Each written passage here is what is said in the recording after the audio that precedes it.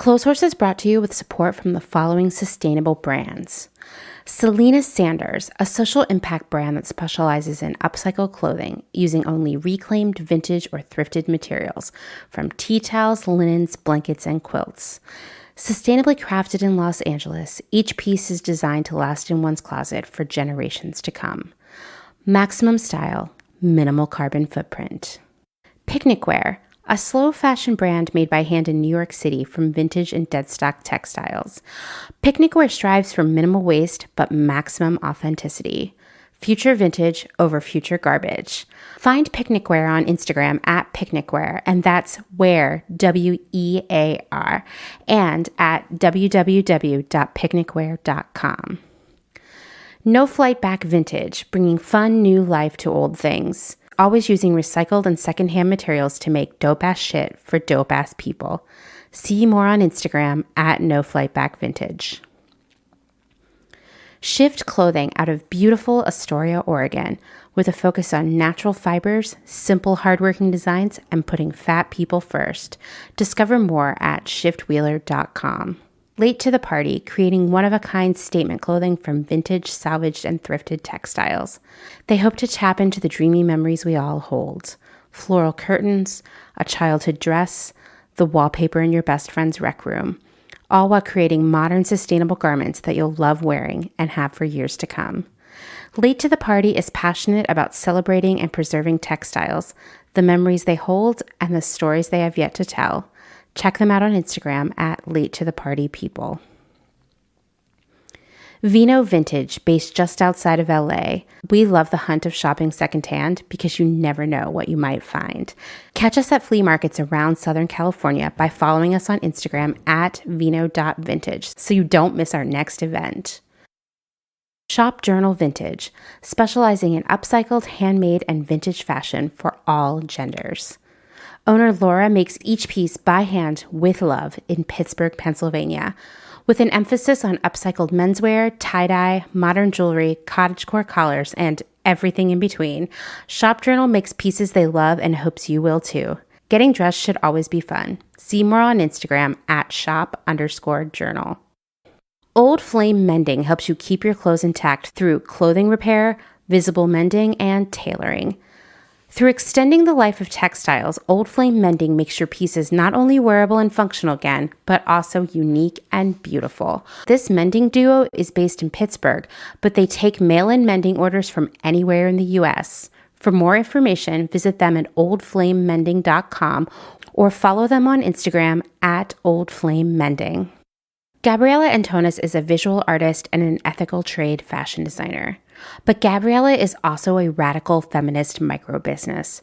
She's the one-woman band trying to help you understand why slow fashion is what the earth needs. The one-woman band to help you build your own brand. She can take your fashion line from just a concept and do your sketches, pattern making, grading, sourcing, cutting, and sewing. The second option is for those who aren't trying to start a business and who just want ethical garments. Gabriella Antonis will create custom made-to-measure garments just for you. Her goal is to help one person of any size at a time, including beyond size 40. To inquire about this serendipitous intersectional offering of either concept, DM her on Instagram to book a consultation. Please follow her on Instagram and Twitter at Gabriella Antonis. Dylan Page is an online clothing and lifestyle brand based out of St. Louis, Missouri. Our products are chosen with intention for the conscious community. Everything we carry is animal-friendly, ethically made, sustainably sourced, and cruelty-free. Dylan Page is for those who never stop questioning where something comes from. We know that personal experience dictates what's sustainable for you, and we are here to help guide and support you to make choices that fit your needs. Check us out at dylanpage.com and find us on Instagram at dylanpagelife&style. Salt Hats, purveyors of truly sustainable hats, hand-blocked, sewn, and embellished in Detroit, Michigan. Find us on Instagram at Salt Hats. Karen Kinney Studio.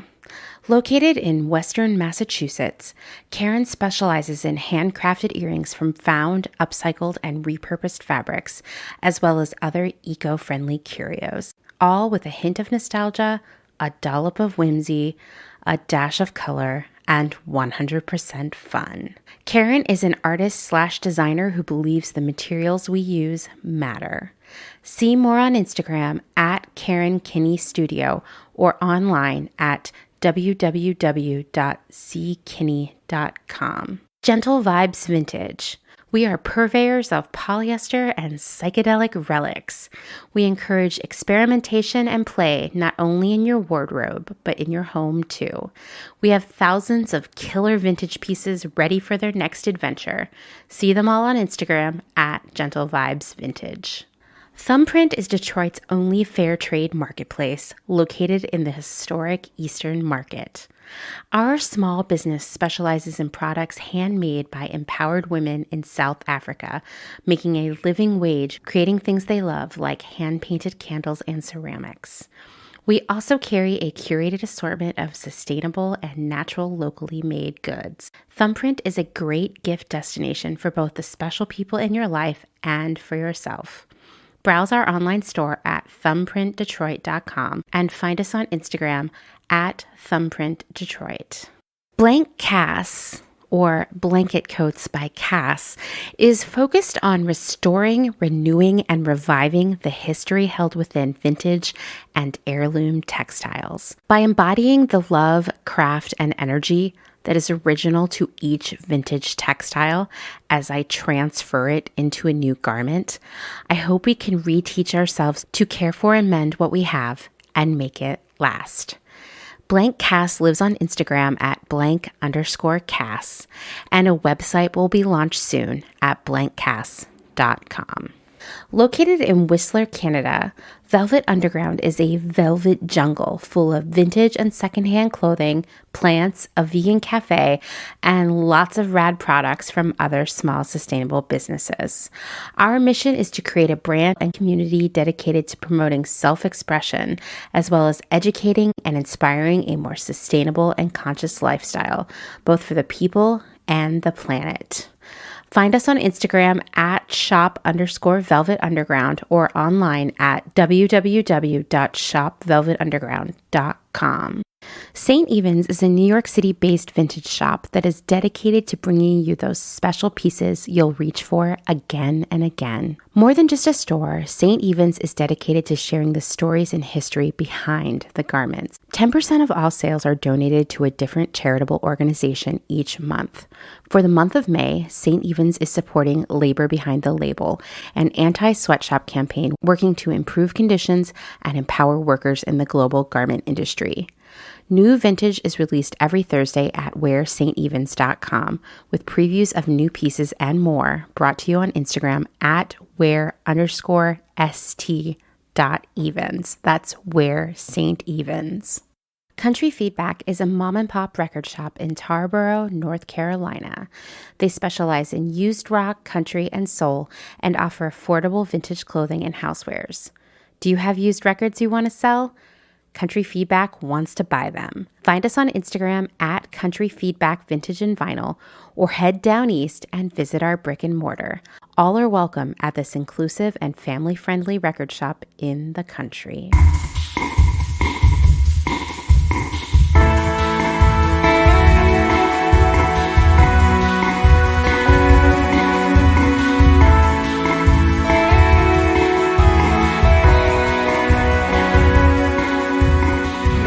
Welcome to Clotheshorse, the podcast that has been humming the ILGWU theme song all day. And don't worry, you will be too when you finish this episode. It's my gift to you. I'm your host, Amanda, and this is episode 77. And today's special guest is, well, a recurring guest, a Clotheshorse all-star, Alex of St. Evens. She's been on the pod a few times now, and she has a recurring column at clotheshorse.world called Vintage Detective. You know her. You all know her. She's back today to talk about the exciting history of the International Ladies Garment Workers Union. That's a mouthful, but so is the abbreviation, the ILGWU. Whew. I have to really take a deep breath before I say it every time. We'll also take some detours through Sex and the City and Costco. We're going all over the place here. We'll talk about the history of garment work, how unions changed that, and how our clothes are made today. And we'll also talk about why you, yes, you, should care about clothing. There's so much to talk about. So this episode is going to be a little bit different because we have so much to discuss. I won't be sharing any work stories in this one, and I won't be doing like a special presentation either. I just didn't want to cut up this conversation. I wanted to leave it intact. So that's what this episode is going to be. But I still have a ton of Labor Month stuff to cover, like at-will employment, salary gaps, ageism, toxic work culture, the harm of working too much, and so on. So I've decided we'll be continuing to cover labor stuff as we move into June, also known as Personal Style Month. But don't worry, we'll be talking about style stuff too.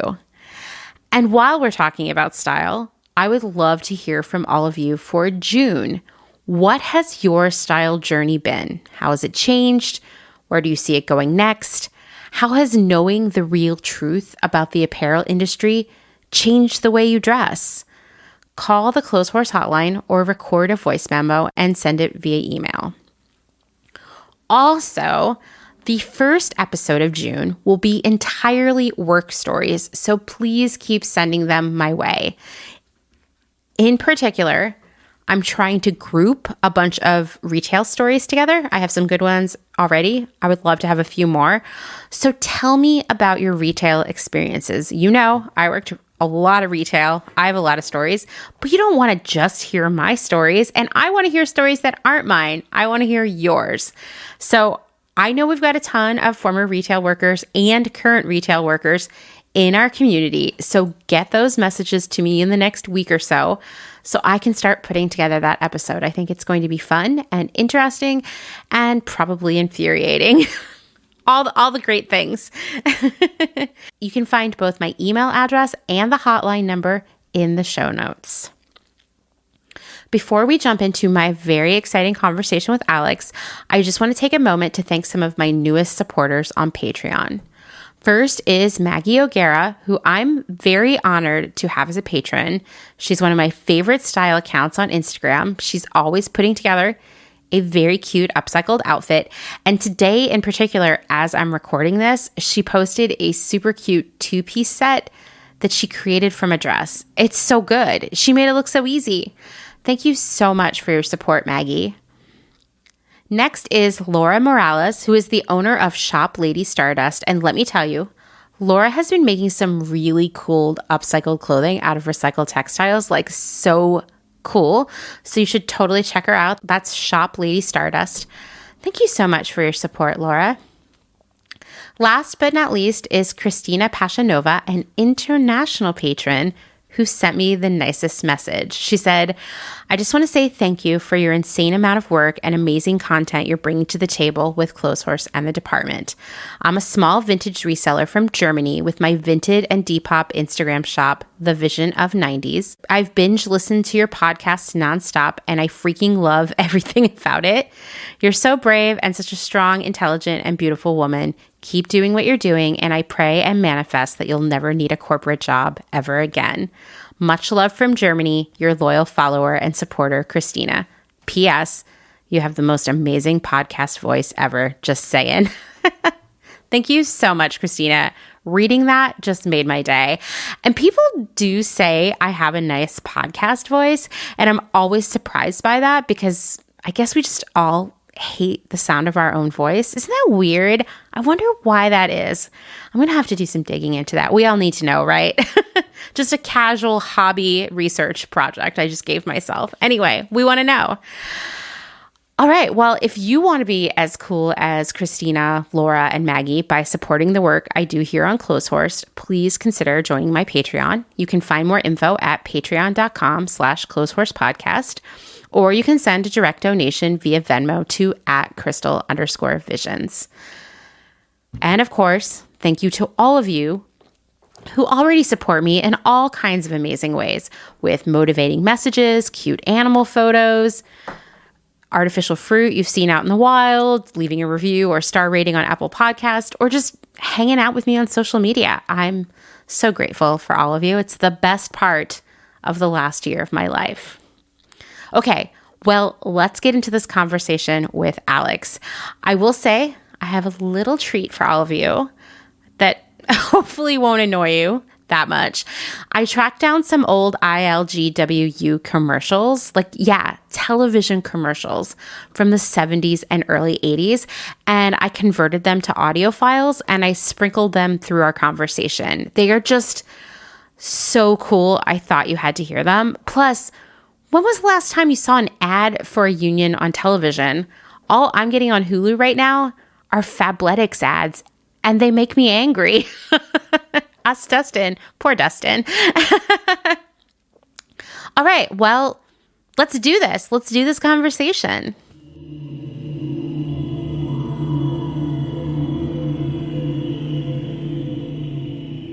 All right. Well, today I have a very special return guest, a Clotheshorse all-star. Alex, why don't you remind everyone who you are?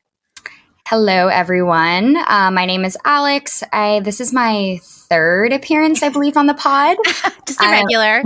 I'm also a contributor to the Clotheshorse blog, which I'm a big fan of. I run a vintage brand called St. Evans, and I am, I guess, the Clotheshorse resident labor union nerd. I mean, I love it. That's a great title to have, personally. I'm excited to talk to you today about unions, and in particular, a very special union. Yes. So today we're going to be talking about the International Ladies Garment Workers Union, which is usually abbreviated as ILGWU. It's just a mouthful either way. It really is. Yeah, it's a lot. It's honestly kind of hard to even say. So for the sake of clarity, let's just call it the union for the episode. I love that. Yeah, I can't repeat all of those words. No, it's too much. It's too much. Every time we even had to discuss this beforehand, I was like, I'm going to skip a word. I'm getting stressed out. The abbreviation doesn't help. No, it's super clunky. It's not. I feel like a lot of the later unions were like really clever acronyms. Yeah, and this definitely is not one of them. I mean, it started in the early 1900s. I don't know that they were like thinking about how catchy they would make the name. They weren't thinking about the marketing possibilities. They were not at the time. So before I start getting into this super history heavy topic, I just wanted to address something that I see a lot online, especially in the comments section on social media.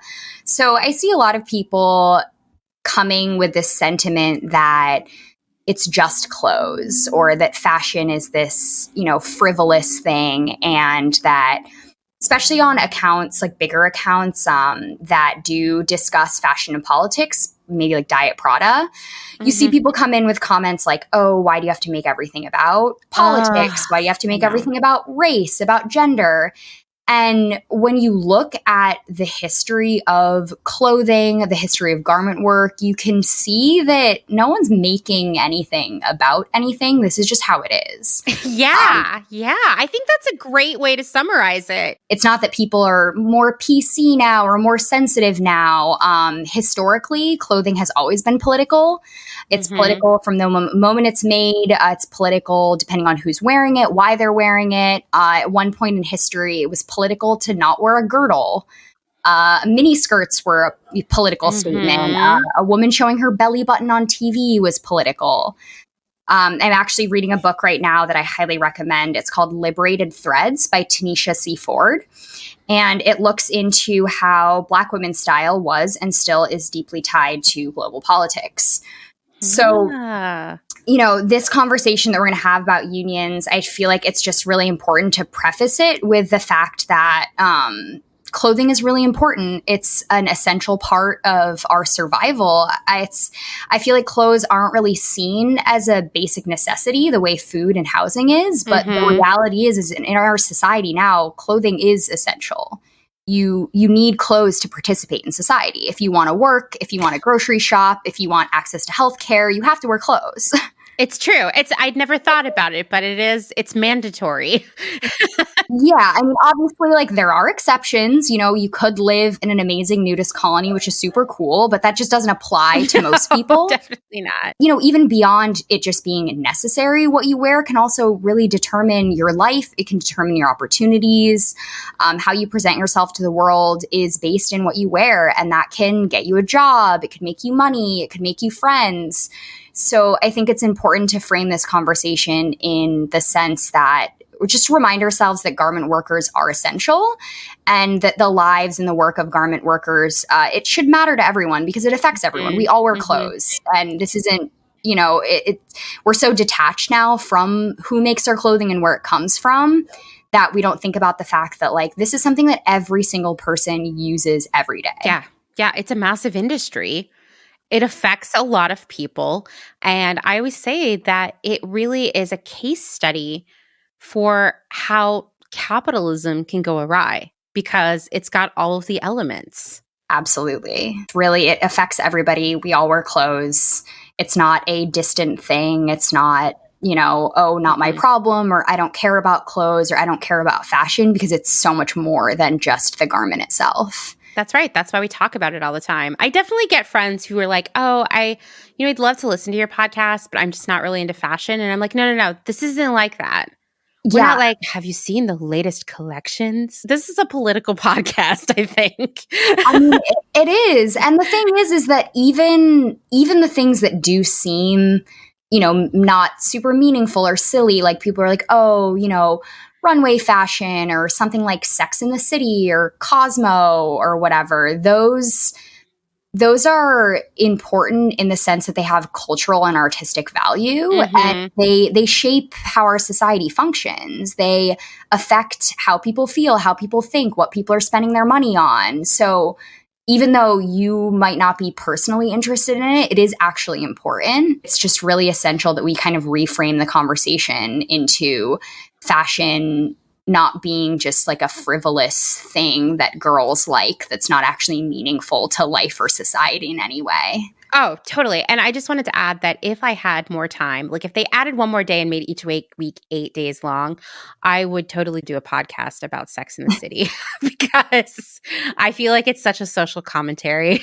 And especially like 20 years later, there's so much to unpack there.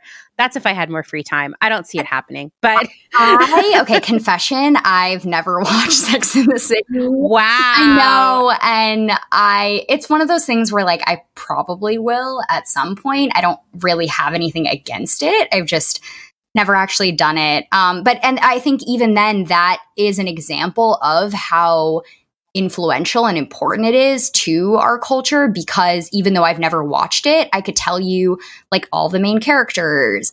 Exactly. I have a general idea of their style, and there are a lot of looks from the show that are referenced really frequently, have inspired, you know, designers, artists, other people in the time afterwards, and in good and bad ways. And so I think that just is even more of an example that even though I haven't seen it, I still have a really good understanding of, you know, the show and why it was so important. Along the same lines, when we talk about clothing, people who are like, I'm not into fashion, I'm not into clothes, I'm not into style, they have specific things that they want to wear. You know, they have an idea in their minds of what they wear that makes them feel the best.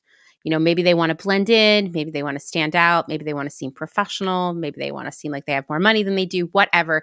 Every person, whether they say they care about clothes or not, definitely cares about clothes.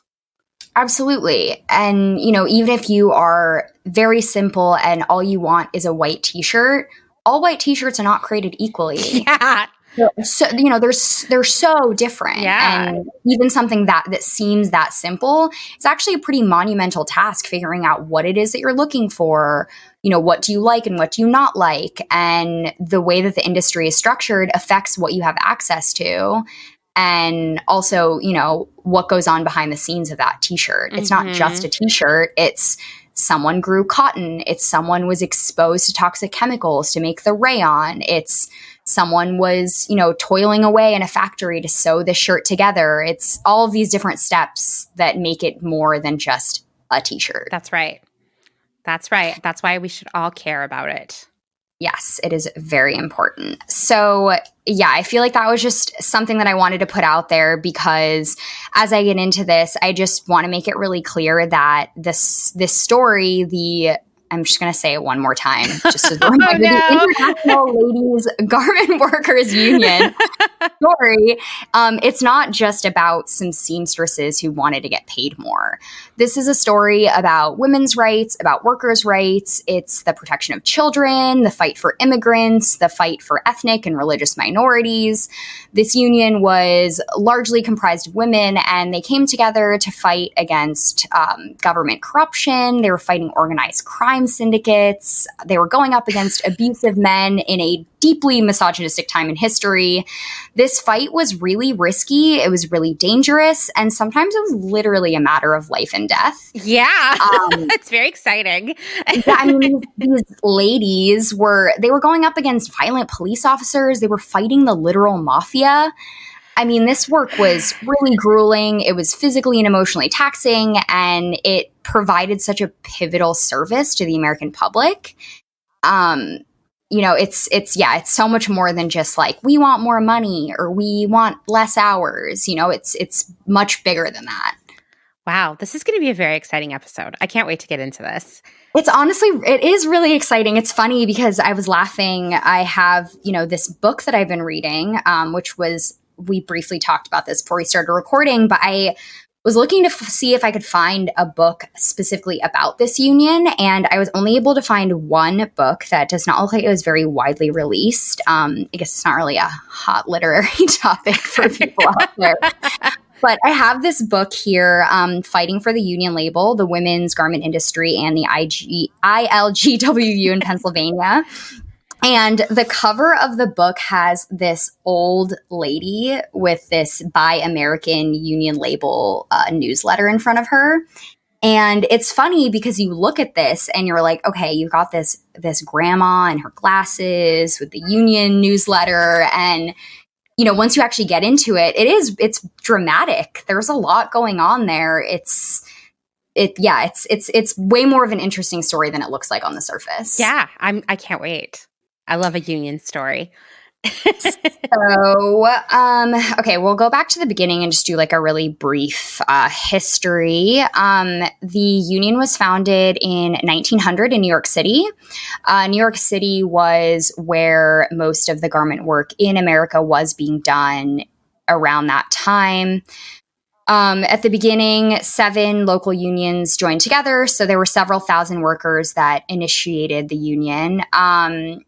The membership was primarily women. However, I do want to point out that because this was 1900, the leaders of the union were mostly men.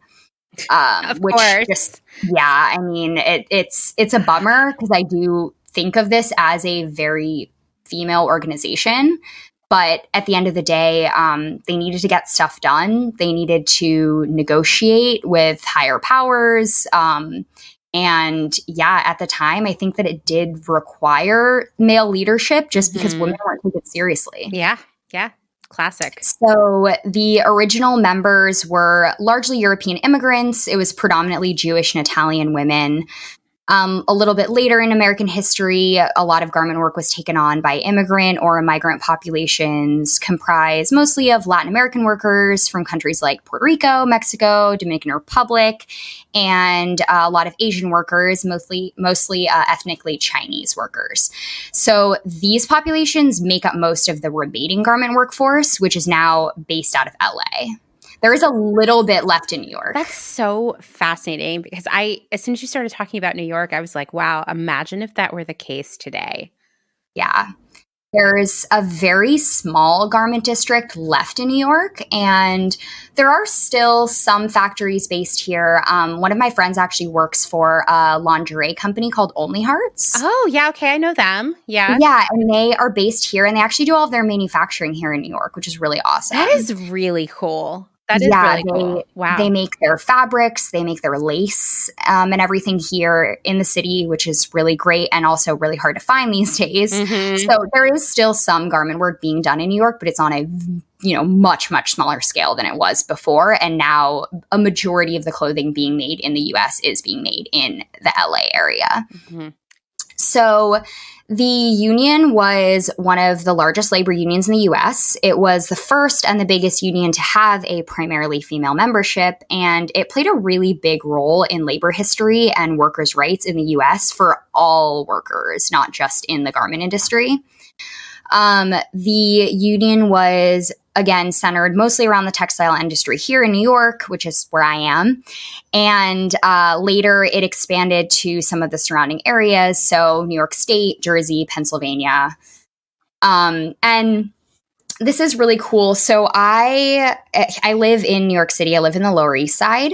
And I had moved to this neighborhood a couple years ago. And I have a uncle who is very into genealogy, and it took him several years, but he was actually able to find the birth certificates for my great grandfather and his siblings, and they were all born here in this neighborhood, which is really cool.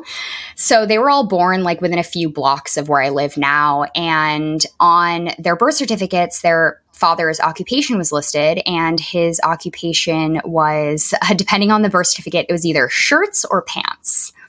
So this was in around 1890. So interestingly enough, my great-great-grandfather was actually here in this neighborhood working in the garment industry over 100 years ago, and I ended up here coincidentally all this time later. Wow. That is wild. It's really, and I'm selling clothes, which is also, crazy. And cool. I knew that we had familial ties to New York City, but we didn't really have any details on exactly where they were. So it was just really cool that I happened to be living in this neighborhood when we found out that this is where they were. And yeah, I had no idea that I had family that worked in the garment industry, but it makes sense. They immigrated here from Russia, which is now Ukraine, and they were Jewish. So yeah, it all fits that they were, Jewish immigrants living here in this neighborhood making clothes. Wow. Amazing. So when the union was started in 1900, the industry, it was bad. And garment workers have always had a history of being overworked, underpaid, generally abused.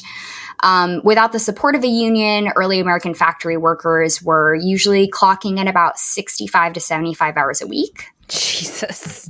Yeah. So, a ton of hours, absolutely no benefits whatsoever. You're looking at 10 to 13 hour days, 6 or 7 days a week, and they were making the lower paid workers were approximately maybe like what would equate to now as $3 to $4 an hour. Wow. And that's with, counting for inflation. Wow. So workers were also often required to supply their own materials. So they had to bring their own needles, their own thread. A lot of workers were actually working in their homes. So they had to have their own sewing machines.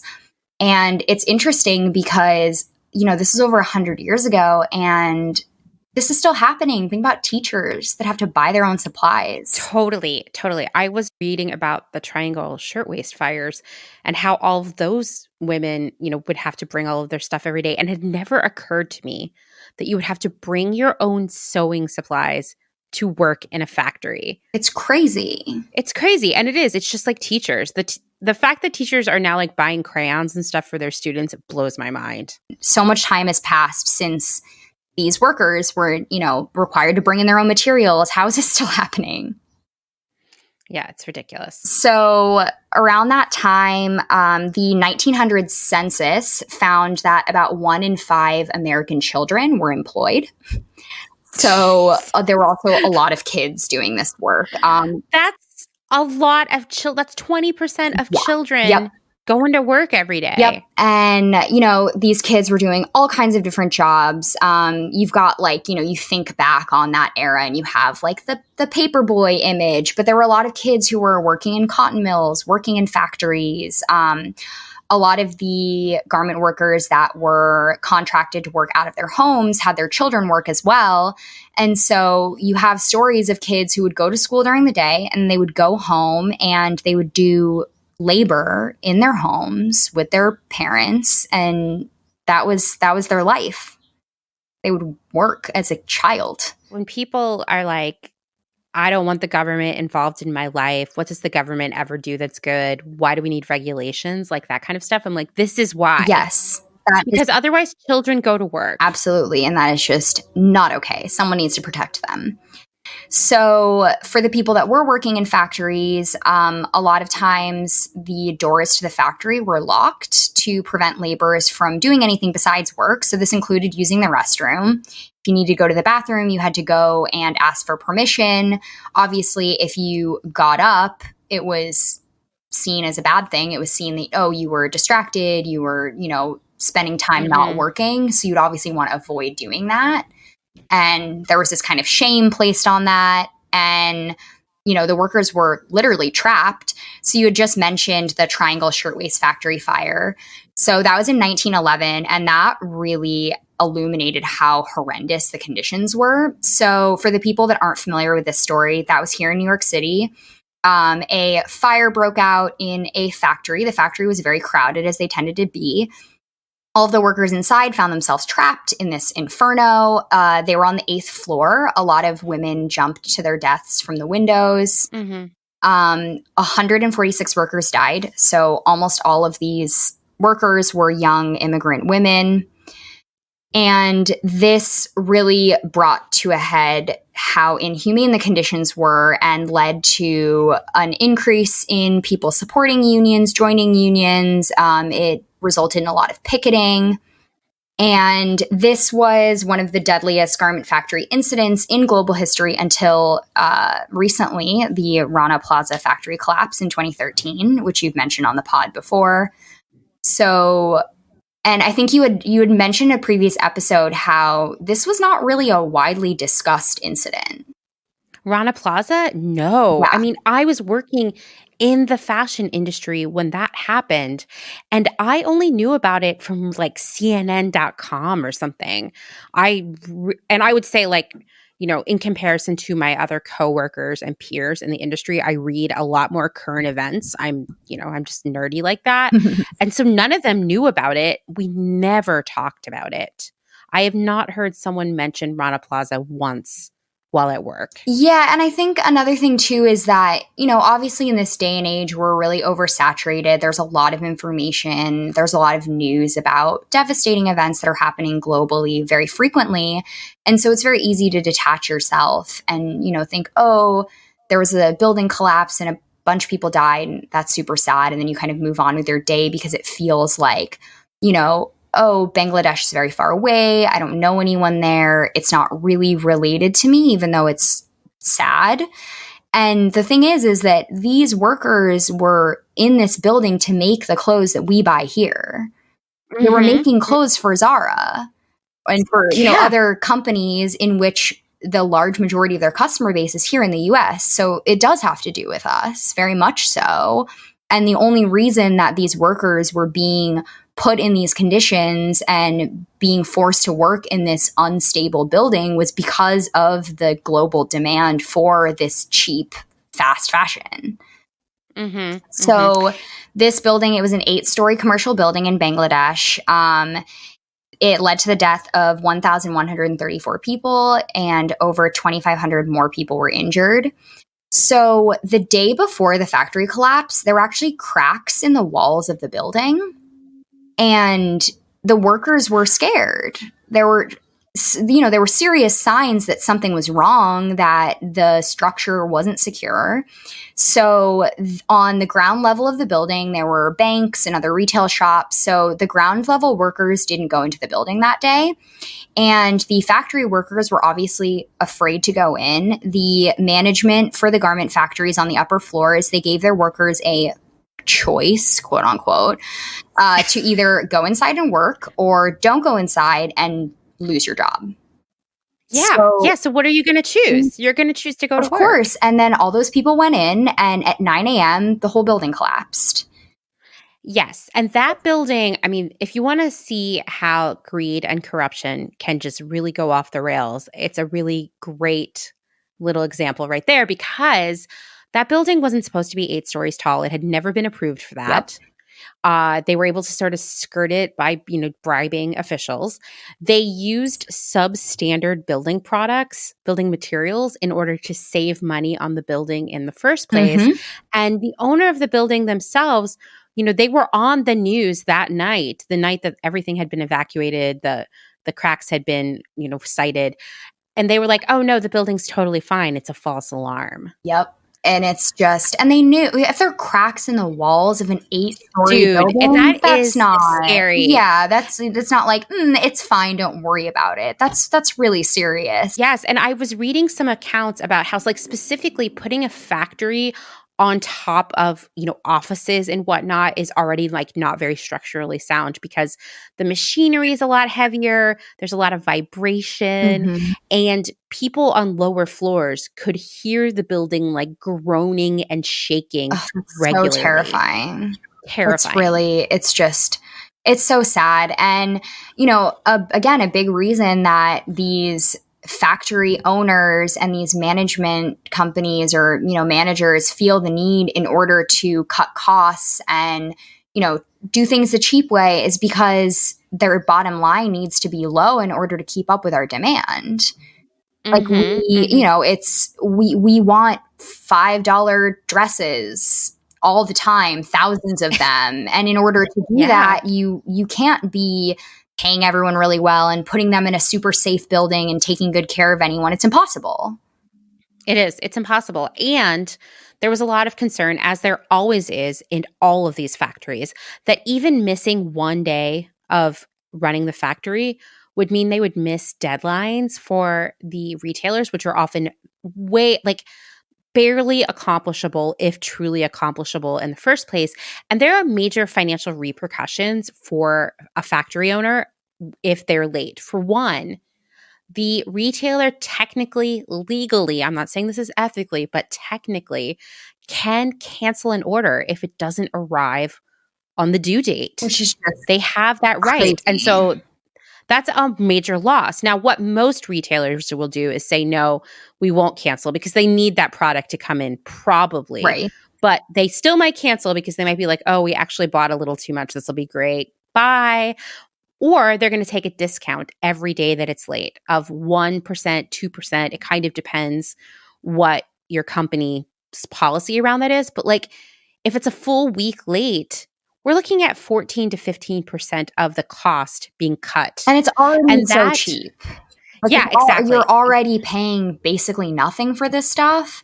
So to be cutting into that even more, like there's nothing left. Like what's left for the workers who made the clothes? Exactly. And that is the thing. It's like, not that I'm taking the factory owner's side here at all, because they should not have had people in the building, but I'm sure that they were looking at it as like, if we are closed for a week or however long it takes to get this building in shape, because realistically that building probably needed to just be torn down. They're like, we're going to lose all our business and all the people who work here are going to lose their jobs. Yeah, I mean, I'm sure they were primarily thinking about how they were going to lose the business. But as a side note, all those people would have lost their jobs. And that's because these retailers don't allow any flexibility on date. It's like, it's either here or we don't want it, or you're going to pay, take the repercussions that we give you for that. And I mean, I've been on the buyer's side of it where I'm like, I need this order right now because they want to do a marketing story about it, which is like not that important in the grand scheme of things. It's definitely not worth dying over. No, totally not. And I do think like one of the reasons, no one's was talking about Rana Plaza at work or even letting themselves think about it too much is you don't want to think that you're complicit in that kind of thing because you're just doing what your boss said. And if that order came in late and they couldn't have it on the sales floor or on the website to go with the marketing message, your job is in jeopardy. Right. And so it sucks for everyone. It's a lose-lose situation. No one can win as long as we maintain the demand and the cycle that we put ourselves into now. People are losing out on their health, their well-being, their lives in the worst case scenario, like at Rana Plaza. And it's just not worth it. It's not, this stuff, all of this clothes, the stuff that we're buying, it is not worth people dying over. None of it is it's not worth people being sick. It's not worth people living in poverty, worried that they can't take care of their children. It's just, Okay, so backtracking a little bit back to 1900. So you have this factory fire, over 100 years ago, and this kickstarted a lot of striking. So you have these garment workers that are striking, they're protesting, and these strikes were violent. The factory owners were often hiring local, basically thugs, to beat people. So that, these jacked dudes, I guess, would show up and just assault people that were picketing. And these were women. They were assaulting women.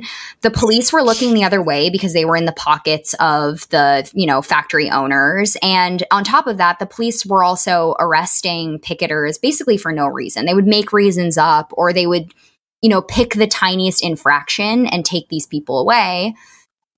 So, there was a lot of corruption, and so they were striking a lot, and obviously the strikes were for very simple things like, don't lock us into the factory because then we might all die. And then, more complex things like increase in pay, lowering in hours, maybe not allowing small children to work in a factory because that's horrible. Imagine that. So this is like, they were just fighting for the most basic rights in their work. They really weren't asking for a lot. They were just asking for things to not be extremely dangerous or exploitative. So there were a lot of tricks that these factory owners would kind of use in order to skirt around, paying people or taking care of people. So they would often hire workers on, basically you'd be training, and they would let workers train for sometimes weeks, and you would complete so many garments, you'd be working. And then after this quote unquote training period, they would deem you unfit or unqualified. And then they would say, sorry, you're not hired, and they wouldn't pay you.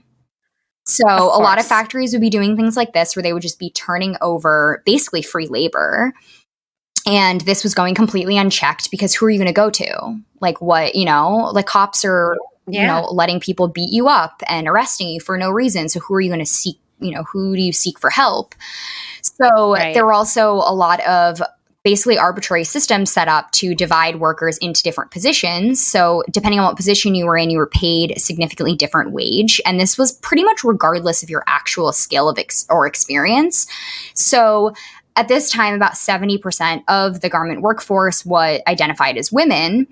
So even though majority of these workers were women, the top positions were pattern makers and cutters. Those were almost exclusively male. And below that, the second tier job of an operator was also generally filled by men.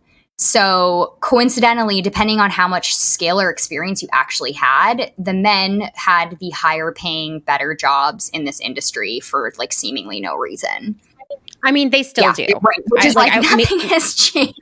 Yeah. And I will say that's like both overseas. When I say overseas, I mean like in factories, the men are in the more managerial positions.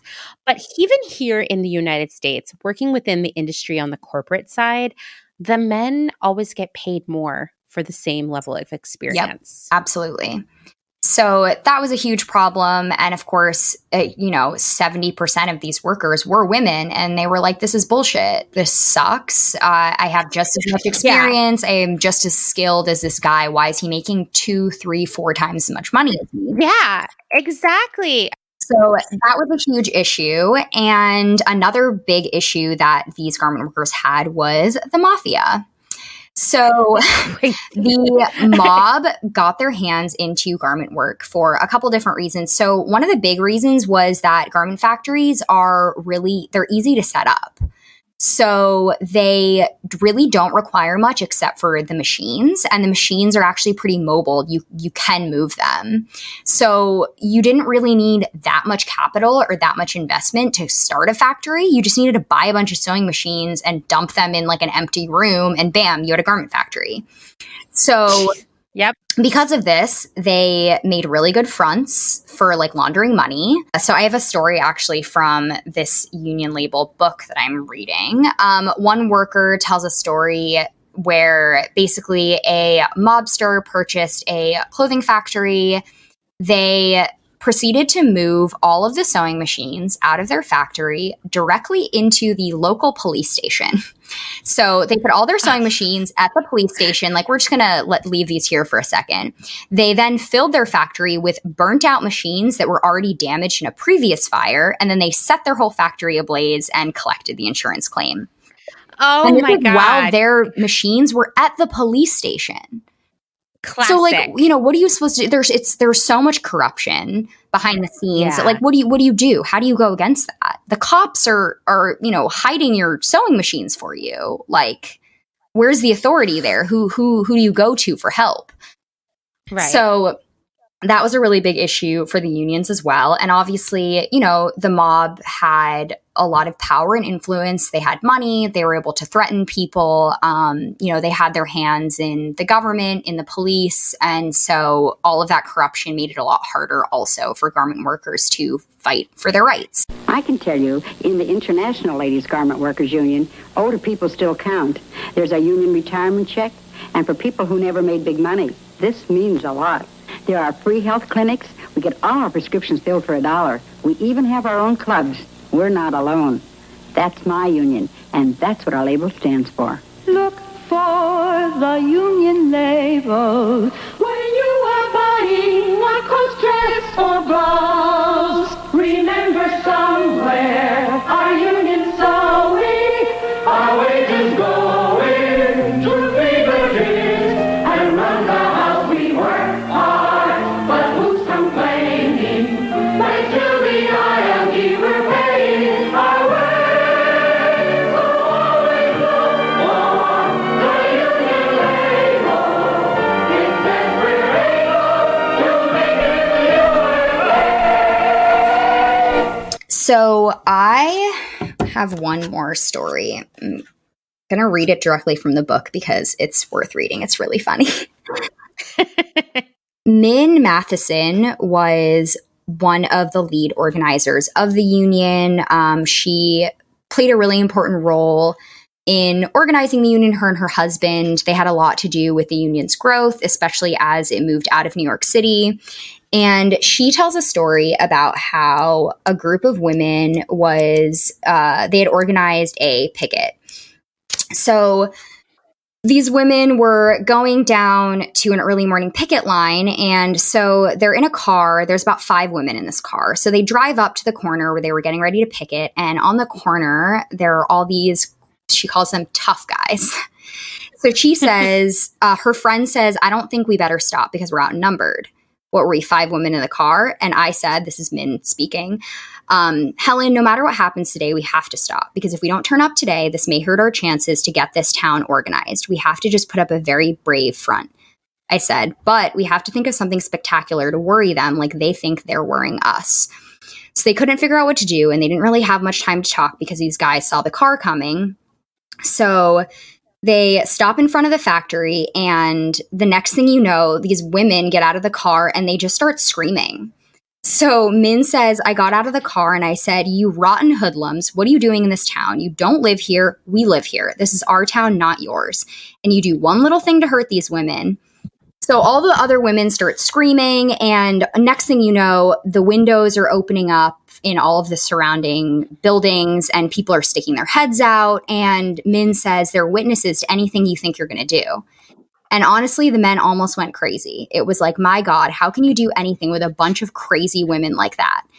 They were walking around, waving their hands, putting their hands over their over their ears, not a squeak out of them, nothing. You see? So I always said the women defeated them.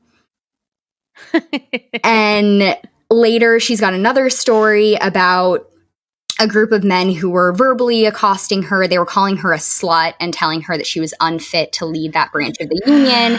So she decided that she was going to phone Union Hall, asked a friend to collect a bunch of preschool girls, put them in brightly starched pinafores, and deliver them to the picket line. So she brought all of these sweet little children and had them hold signs and basically was like, okay, call me a slut now in front of all of these little girls. Go ahead. Yeah. Go for it. I like these tactics. And, you know, it was interesting because it took this sort of really smart organization to fight back, because at the end of the day, like they were groups of women going up against violent men, and they scared them off just by yelling. I mean, that's amazing. You know, it's really cool. So Min was one of several children who was raised by her parents, and her father was actually like a major union figure as well. He had organized in a bunch of other unions and had raised his children very much in like a pro-union, pro-labor household. And her brother was also in the same union as Min, and he did a lot of organizing as well. And he was a dress presser in Manhattan Garment Factory, and he was an executive on a dress pressers group in New York. So one day, he was 35. He was a father. He had 4 kids. So one day he goes into a building on West 35th Street in Manhattan's Garment District. He's placing a phone call. It's in 1949. So he steps into the booth and he's like looking for change. And 3 men, later described as tough-looking characters, entered the lobby. 2 of the men stood watch while the third forced open the door to the telephone booth and plunged an ice pick into Will's chest. I did not see that coming. Yeah, he was bleeding profusely in the lobby. A few other garment workers rushed over to help him, and he later died of his injuries in a hospital. And later on, there were witnesses that claimed that they recognized the men as local mafia members. It was these 2 Italian men, and one of them was he was never apprehended. The other man was brought to trial, and during like halfway through the trial, the eyewitnesses suddenly didn't recognize him and didn't know who he classic. was. Yep, and he was acquitted. And later, like several years later, he was then killed, and Min and her family were investigated for the death. So this was really serious stuff. Yeah. Like this, you know, being a part of this union, standing up against these forces. It wasn't like, oh, these ladies yelled at this guy and then they went away. It was, you know, people were being killed over this. It was really dangerous to be a part of these unions at this time. Wow. Yeah. And I mean, once again, it's not like they're fighting for something crazy. They're saying, hey, like, we want to be safe at work. We want to be paid for our work. We don't want children to work. Yeah. They're really not asking for, you know, they weren't like, I don't know. It was nothing crazy. They were, at this point, like, they were barely even asking for benefits. Mm-hmm. So, yeah, her brother was killed. She did briefly step back from her responsibilities of the union, but eventually came back. And she really dedicated her and her husband dedicated their entire lives to building the union, to helping their fellow laborers. And, you know, once her brother was killed, like, hundreds of thousands of people went to the funeral in New York. Basically, all of the garment workers in the city took the day off and showed up at this funeral and went to stand in his memory and basically vow to continue their fight. And, you know, in his memory, like, his death wasn't for nothing. You know, they were going to continue fighting, and everything he had sacrificed was going to be worth something. Mm-hmm. Mm-hmm. So at this point, the union was pretty big. Again, it was primarily in New York. And like I had mentioned before, garment factories are actually relatively mobile. They're relatively easy to set up. So because of this, as the union began to get stronger in New York, factory owners realized that they could just leave the city and they were going to be able to get away with a lot more. Good Lord. Yep. So they were like, okay, the union's getting pretty powerful here. People are kind of starting to like ask for rights, you know, and the workers want to get paid fairly and like, oh, we don't want to do all this. Yeah, like, God forbid.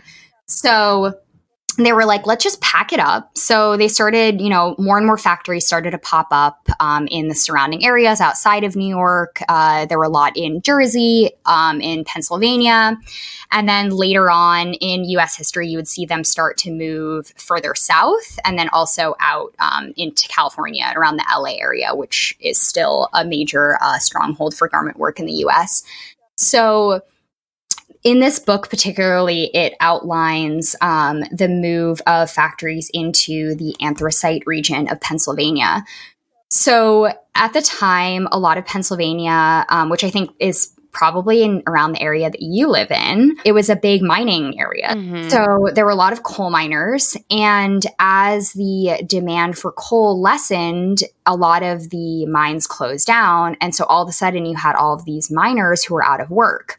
So these factory owners realized, okay, if we go to these mining towns and build garment factories and the men don't have jobs, they've got families to feed, the women will go to work for like basically nothing because they're so desperate.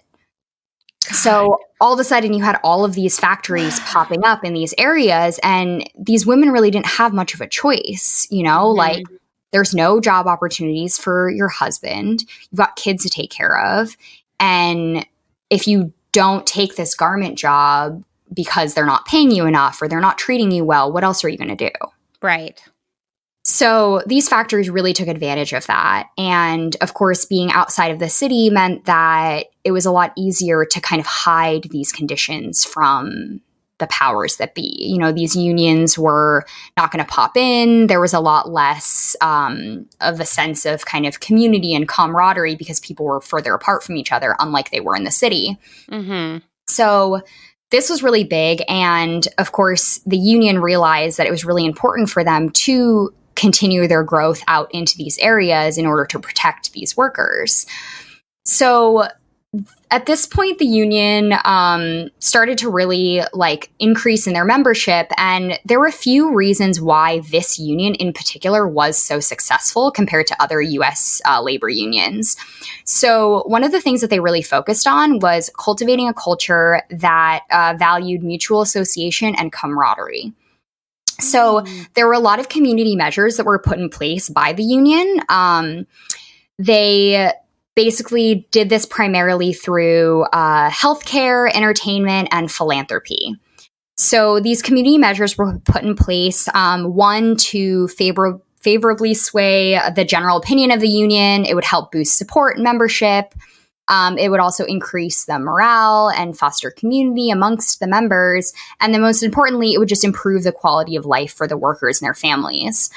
So the union would often organize events like blood drives. They would raise money and they would use their resources to give back to the communities. And this would simultaneously earn them admiration and support from people outside of the union.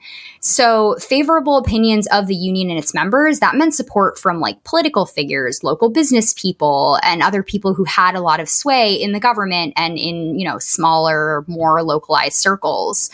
So, for example, the union hosted an event and the ticket sales helped raise money for families of miners who were killed in a deadly mine collapse. That's amazing. So, yeah, they did this sort of community give back, and, you know, it did a lot of things for them. It helped them feel like they were participating in mutual aid and that they were giving back, but it also really helped people, it helped them create this kind of really good reputation in their communities as an organization that was helpful, that people, you know, wanted to be a part of or wanted to support. So healthcare was a really important issue for the union. Garment workers were pretty notorious for being in poor health. And this is something you had actually discussed on the podcast recently with one of your guests about how a lot of common labor issues like overworking or working in bad conditions, whether that be physical or psychological, that'll make you sick. Yeah, literally sick. Yes. So garment work was really prone to making people sick. It was really common for workers to have tuberculosis, anemia. They'd be just in generally poor health because they had really inadequate diets. Obviously, there was a lot of injury working with machinery and, you know, scissors and needles. So this is all very common around factory workers. So the union actually opened multiple healthcare centers, both here in New York. They had a really, really large one in Union Square for a while, and they opened another major one in Pennsylvania and then several other smaller ones. So these healthcare centers were really unlike anything else during this time. They were widely hailed as being revolutionary and life-saving. These centers were not like fully functioning hospitals or medical facilities. Their purpose was more to offer like preventative and diagnostic services for workers and their families. So they offered routine physicals, x-rays, cancer screening, allergy tests, gynecological services, and then different like health education outreach programs to remind community members to do routine breast exams for cancer. And they encouraged all of the workers and their families to get annual physical checkups. And this really just helped people maintain their health and also catch problems sooner, which everyone knows that that's like how you get better. Yeah. I mean, that's amazing. I mean, like, I wish every job offered that, because I feel like even today, for a lot of people, actually having the time and access to healthcare is so difficult because everyone's working so much. It's really, really hard. And then, yeah, it's expensive on top of that. And, now obviously it's really hard now, who takes my insurance? Yeah. And so this was really huge for them. This was something that they really pushed for. And, a large part of your union membership and your union dues would go towards paying for these healthcare services. When we didn't have the International Ladies Garment Workers Union, we didn't know from day to day whether we had a job or not. It was a hard way to live. That's why we work to get the union. We need something to count on. We're working fair hours for fair pay now. The ILG gives us a chance to better ourselves and our kids. That's our union. And that's what our label stands for. Look for the union label when you are buying a coat, dress, or blouse. Remember somewhere our union sewing, our wages going to feed the kids and run the house. We work hard, but who's complaining? Thanks to the ILG, we're paying our way.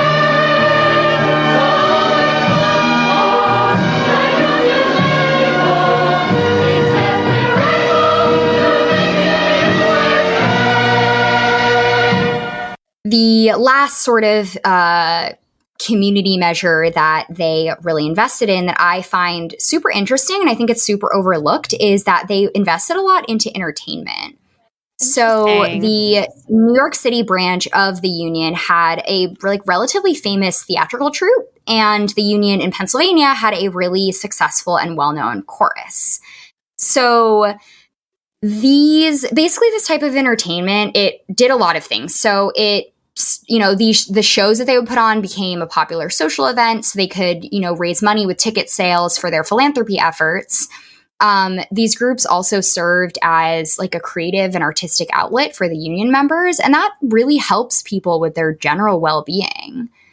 And I think it's so interesting that then in, the 1920s, 30s, 40s, they were able to identify how important having that sort of fun and creativity and sense of community, it's important to being well and healthy. That's amazing. We don't think of art or creativity as being essential.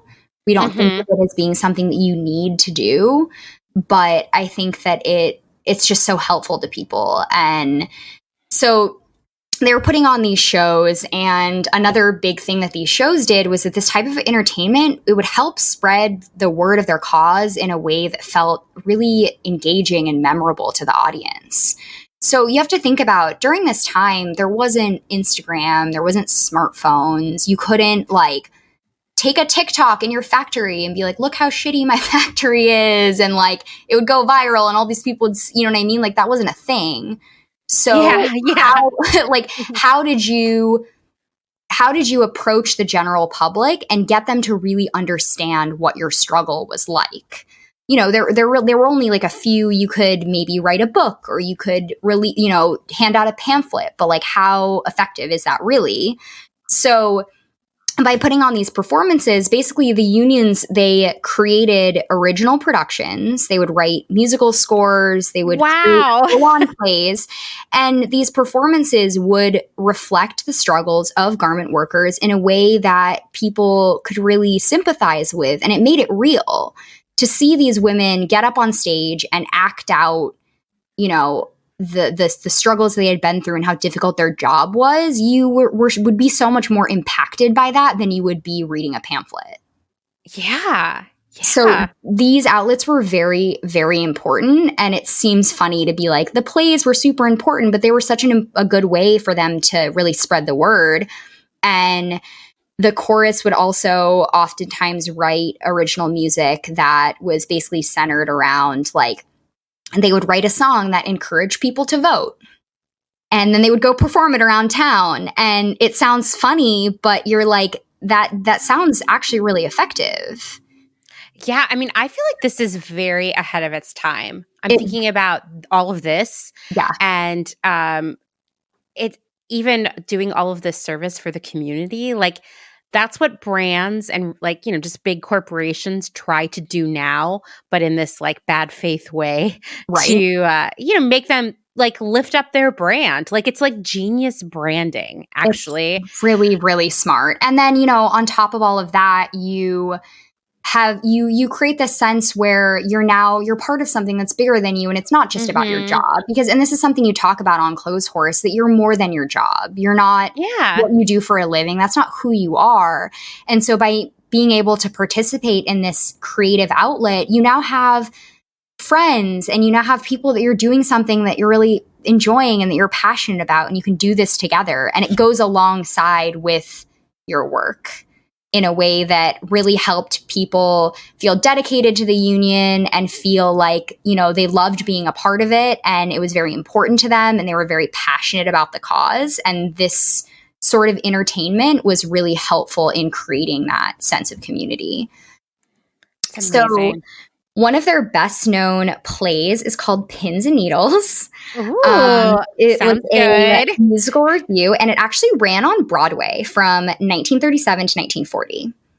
So this is like serious theatrical performance. I mean, this is pretty major. Yeah. They performed Pins and Needles in the White House for Franklin and Eleanor Roosevelt in 1938. And the show has been, it was revived in the 70s, in 2010, and then actually in 2016, they somebody put it on in New York City. To celebrate the 25th anniversary of the show in 1962, Columbia Records released a studio recording of the show's soundtrack, and they decided to feature a industry newcomer by the name of Barbra Streisand. Wow. I mean, this is like A-list. And that's the thing, is that took it from, you know, like these ladies were factory workers, and they were able to create something, bring it to the White House, and perform it for the president. I mean, that's what? huge. Yeah, that would never happen now. Do I think that it should happen now? 100%. Absolutely.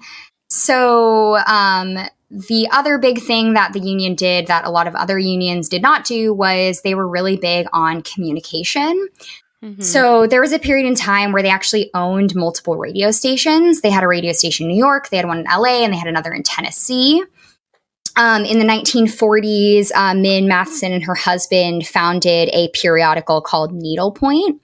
And that ended up being a really widespread publication, and it included articles that would discuss strikes, organizing drives, voter registration, political issues. They would discuss local events. They would have letters to the editor in which members of the union could write in. And there was even a section that included poetry and short stories just about life and work and family and community. And that was also another really important way to connect all of the union members. Again, this is a pre-internet era.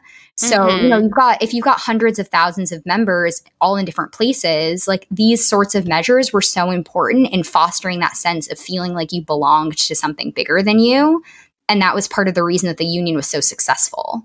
I mean, I would say a modern adaptation of this strategy might be surprising for you to hear is Costco, because Costco puts out a magazine that has one of the widest subscriber bases of any magazine that currently exists. And I mean, I don't know if a Costco magazine came to my house if I would read it or not, but it gets crazy reading and it makes people feel like they are part of this like Costco community. Okay, I will admit I fully read the Costco magazine because my dad is a Costco stan. He loves Costco. He's so passionate about it. He owns stock in Costco. Wow. I mean, I love Costco, so I'm everything he buys is from Costco, including his clothes, which my mom's not. Wow. Okay, that's a tough one. That's a tough mission. And so it's really funny. My parents actually just moved. My mom's from Japan, and we lived in Japan when I was young. My parents actually just moved back to Tokyo recently. And, obviously they were both excited to be back in Japan. My mom has family out there, and, they're sending me pictures of, the temples and the cherry blossoms and the food they're eating. And then, of course, the thing that my dad's most excited about is the Costco in Tokyo. We finally went to Japanese Costco. Oh my gosh, I want to know more because I bet it's good. I get mega-sized snacks, and I'm like, really? That's what you're excited about? Is the Costco? I mean, I'm low-key jealous. I mean, the best thing about Costco is the snacks for sure, but imagine them in Japan. Yeah. I mean, I think Costco, it has members, right? So it's different. Mm-hmm. I mean, I know that they're selling us stuff, they're a retailer, whatever, but it really sells itself as less of a place you go shopping and more of a organization that you belong to, right? Well, and it's a whole experience. It sure is. You go, and everyone that works there is generally pleasant and enthusiastic because they're being treated well by the company. They have a really good reputation for treating their employees well. So people that work there are actually pleasant and don't hate their jobs. And, you go in, and of course now with COVID, I'm sure it's different. I live in New York now, so I don't go into Costco anymore. But back in the day when I used to go, it's the samples and the new products. Yeah. And I don't know, it just always felt like it was a whole thing. I miss the samples.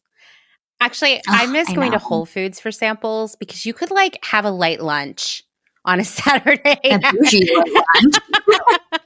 I can't wait till the day that samples come back. But yeah, I mean, Costco is actually embodying a lot of these ideas that the union was, creating. I am interested. I'm just thinking, how many people who work in marketing now are looking back at the way the union was marketing itself, because it's genius. It's so smart. And, again, a lot of this credit goes to Min Matheson and her husband. They were so set, especially her. She was so set on making sure that she was fostering this idea of community. She did not want the union to be just about pay and about hours.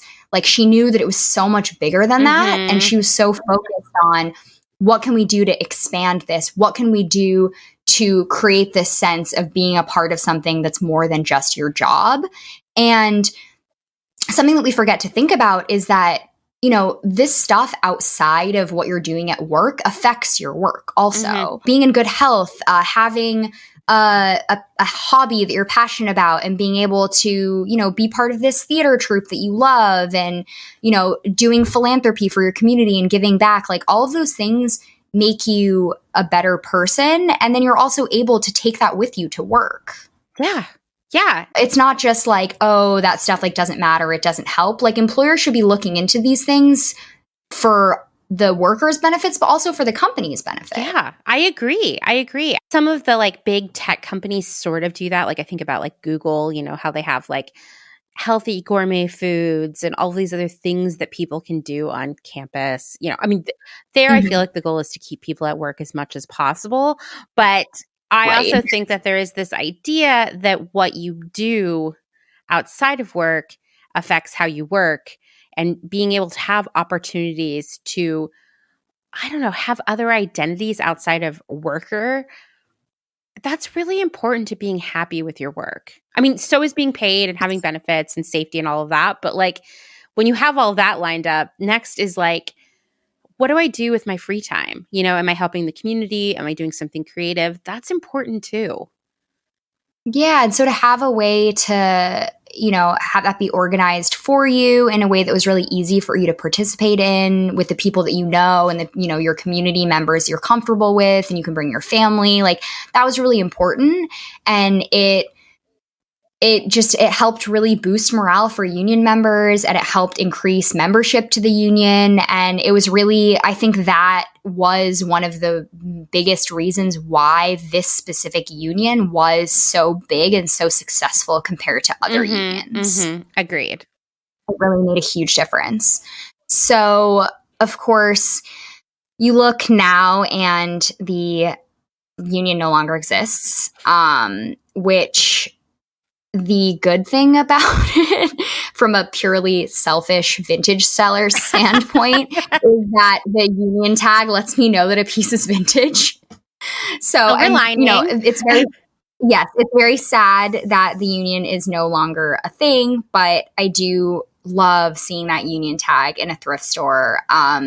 It is amazing because it's a really quick way to just be like, okay, cool, this is definitely vintage. There are 3 main labels that were used by the union during their time that were standardized, and those represent specific time periods. So just by looking at the label, I can be like, okay, great, this piece is 50s, 60s. So I love that. I think it's really awesome. But of course, you've got hundreds of thousands of members in this union, so you have to wonder, like, what happened? So, like I'd mentioned before, not a lot of capital is required to start a factory. They're very easily moved and relocated. So this mobility allowed these runaway shops to continue popping up further and further away from the strongholds. So, first they started in the anthracite region of Pennsylvania. The union kind of followed them out there. So these factories just started creeping further and further away. A lot of them went to the south, and more of them started to pop up in LA. So in like the post-World War II era, the union lost around 300,000 members because of shops migrating further away and overseas manufacturing increasing. Another big thing that you would see is that as the industry spread, more of the workers were being made up of new waves of immigrant populations. So the union's power was declining at the same time that you had a lot more immigration and migration from Central America, from Asia. And you'd find that during this time, leadership had a lot less in common with the workers than they had before. The membership was physically scattered, and there were a lot of cultural language barriers that actually imparted this rift within this organization that had been really communal. So you have that. And then a lot of the workers in more modern times were undocumented. And this really increased the workers' hesitation to wanting to, be a part of something like this. Understandable. It's a really big risk to picket, if you're an undocumented worker. That's really scary. You're putting your life on the line. And a lot of people, were not prepared to do that, which is totally understandable. So you saw a lot of this towards the end of the union. So by 1995, this is the last I'm going to say, the International Ladies Garment Workers Union merged with the Amalgamated Clothing and Textiles Workers Union, which was the other major clothing union. It was significantly smaller, but it was also big. So they merged in 1995, and they formed Unite, which is a much more palatable acronym. Yes, thank goodness. Modern. It stands for the Union of Needle Trades, Industrial, and Textile Employees. So interestingly, and not coincidentally, this merger happened 1 year after NAFTA. So I had brought this up in a previous episode with you. The North American Free Trade Agreement was an arrangement that basically combined the U.S. apparel industries with those in Mexico and Canada. And it was supposedly created to compete against the increase of manufacturing in Asian countries. But then going against these intents, it actually just ended up kind of being the final push in ending the garment industry here. So, I had gone over some of these numbers the first time I was on the pod because they are pretty important in helping identify vintage garments. But we had talked about the decrease in garment manufacturing here in the US. So in the 1960s and before, 95% of garments sold in the US were made in the US. So this was basically everything. The only thing that was being imported was like specialty high-end goods. So maybe you'd have like, you know, a really fancy like Italian couture gown or like really beautiful silk embroidery from like China or Japan. But other than that, everything was being made here. So by the 70s, you're down to 75%. You're at 70% by the 80s. And then by the 90s, you're now at 50%. So that's half in 30 years. Yeah. And so then from the 90s to the 2000s, which is, again, NAFTA happens in 95, right in the middle of that, you go from 50% to 29%. And then now we're at 2%. 2%, so guys. Just like, yeah, it tanked really quickly. And once manufacturers realized that they could just push their garment work overseas, you are now avoiding all of this union stuff. There's no one to protect these workers. These workers weren't organized. They were willing to take, you know, significant pay cuts to what the American workers were demanding. So this, you know, this push overseas just basically put an end to this long history that we've had here in America of a textile industry. So by 2004, you're now looking at like 20% of clothes being made here. The Unite Union merged with the Hotel Employees and Restaurant Employees Union. Smart, because there's a lot more of them. Yes. So they formed Unite Here, which is also very nice and catchy. And so, yeah, at that point, there were so few garment workers in the U.S. remaining that they needed to combine forces with other laborers in order to maintain any kind of power. So that was, I can't remember what exactly happened to Unite Here. I do not believe that they're still around. They might have changed names again. Let me look. I don't think they are. I think when I was looking into this, oh no, they still are. Yes. Okay. It seems like now, I mean, not surprisingly, right? Their focus is hospitality. It says that there are 300,000 active members, which is not very much. Okay. And that's in the United States and Canada in total. And it's the union's members work predominantly in the hotel, food service, laundry, warehouse, and casino gambling industries. Okay. So yeah, I mean, it seems like it really shifted. Obviously, hospitality is just a way bigger industry here now. Yeah. We still have tons of that. You know, I've worked in hospitality for the last 10 years. So that's very much a thing here. And as far as garment work goes in the US, there's very little of it being done now, and a majority of it is being done in LA. And like I mentioned before, a lot of it is being done by undocumented immigrant workers. So that, you know, adds an extra layer of complication in how do you safely and effectively organize this group of people who are scared for their lives and their livelihoods. How do you? Because, you know, this is the challenge there, because I want to make it clear that these people are working for almost nothing. They're living in poverty. And some people tend to think that you hear made in the USA because now you know that only 2% of our clothes are made here. You think, oh, that's like the premium stuff, because you think of like the premium denim or like artisanal stuff, right?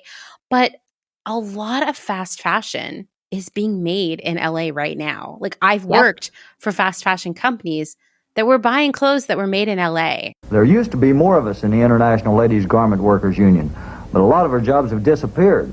A lot of the clothes Americans are buying for women and kids are imports. They're being made in foreign places.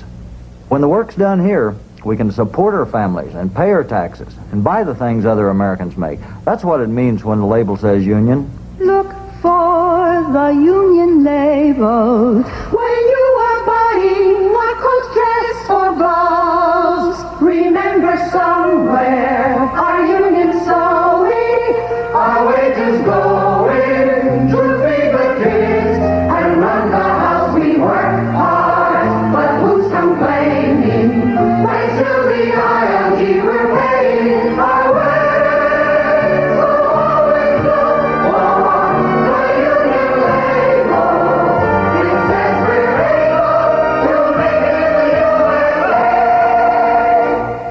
I was actually laughing with a friend recently. We saw this big old pickup truck driving in New York, and it had a bunch of really unsavory bumper stickers.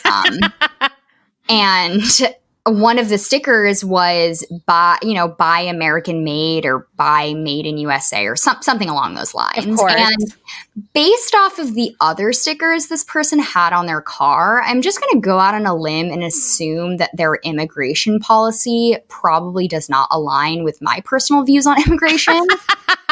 Just throwing it out there. Okay, that was what I was imagining. It all adds Right. up.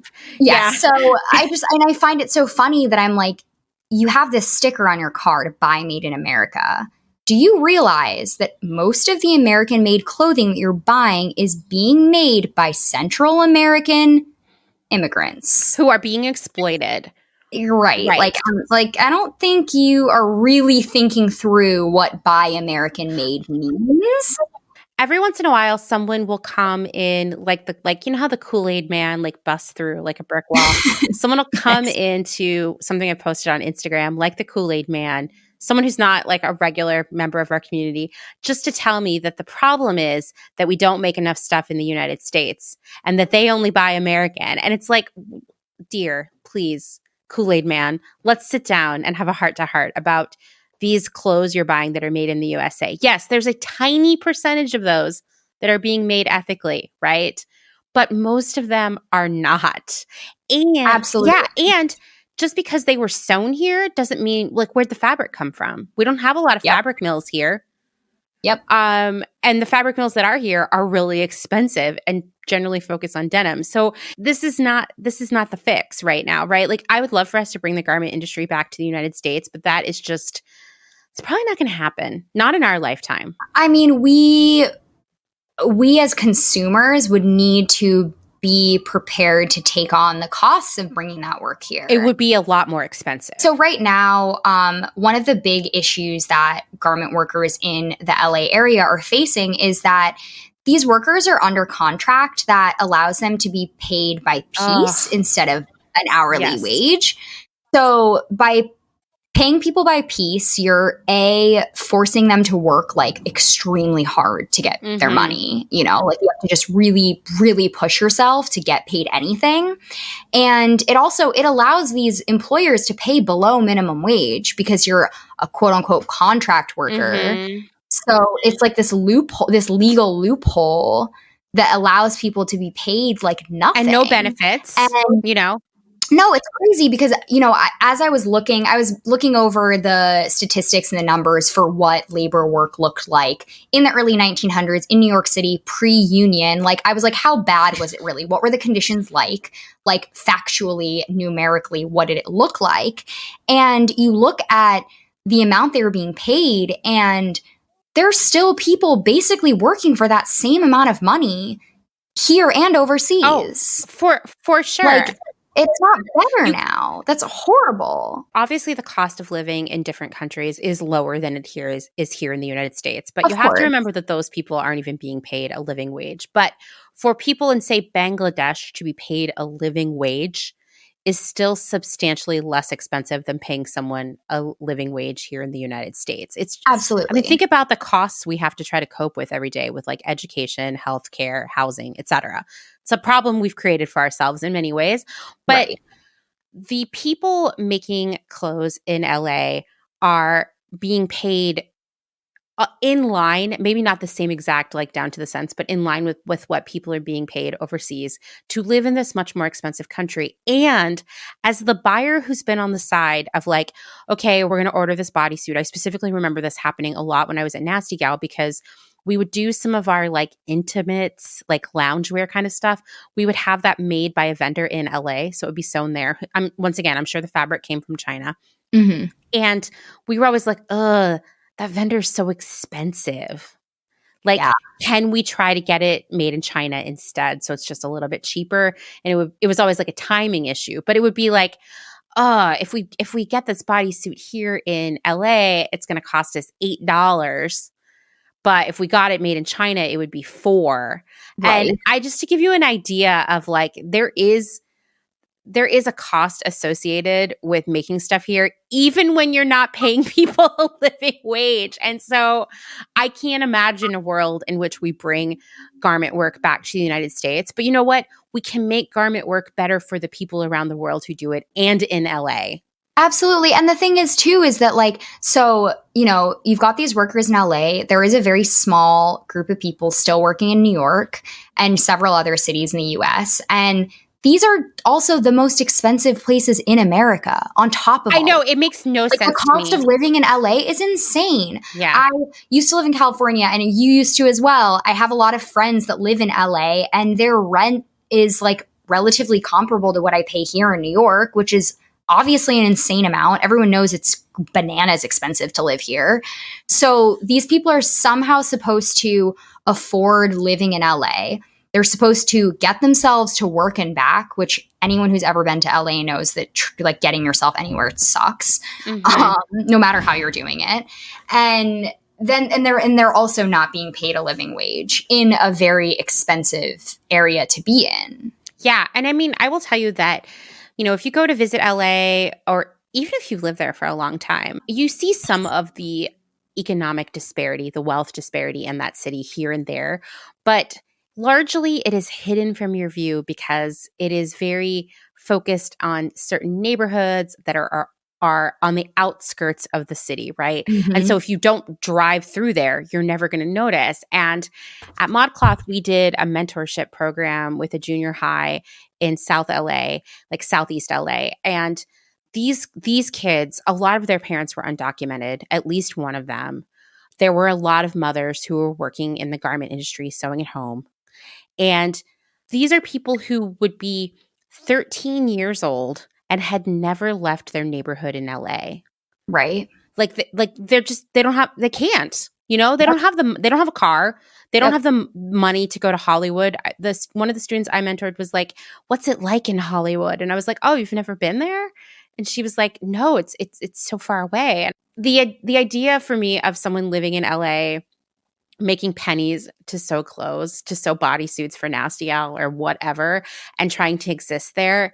I mean, everything is so expensive and difficult there. It makes me almost cry imagining trying to live there to survive with so little. I can't. I don't know how people do it. They shouldn't have to do it. Part of the solution is about pushing for legislation.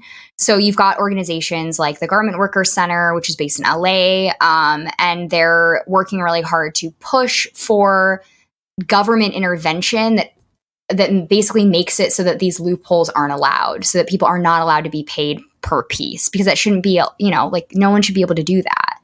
So that's a part of the issue, is just preventing these sorts of exploitation tactics from being used in the first place. And then the other part of the solution is to just decrease our consumption. Mm-hmm. We are consuming at a rate where the amount of labor required to maintain our demand is just huge. We need all of this stuff. Someone has to make all of that stuff. They have to grow the cotton and make the fabric and the buttons and the zippers. It's insane. It's so much stuff. So, we need to be organizing, fighting, donating your time, donating your money to these labor organizations that are helping from a governmental and legislative level to help protect these workers.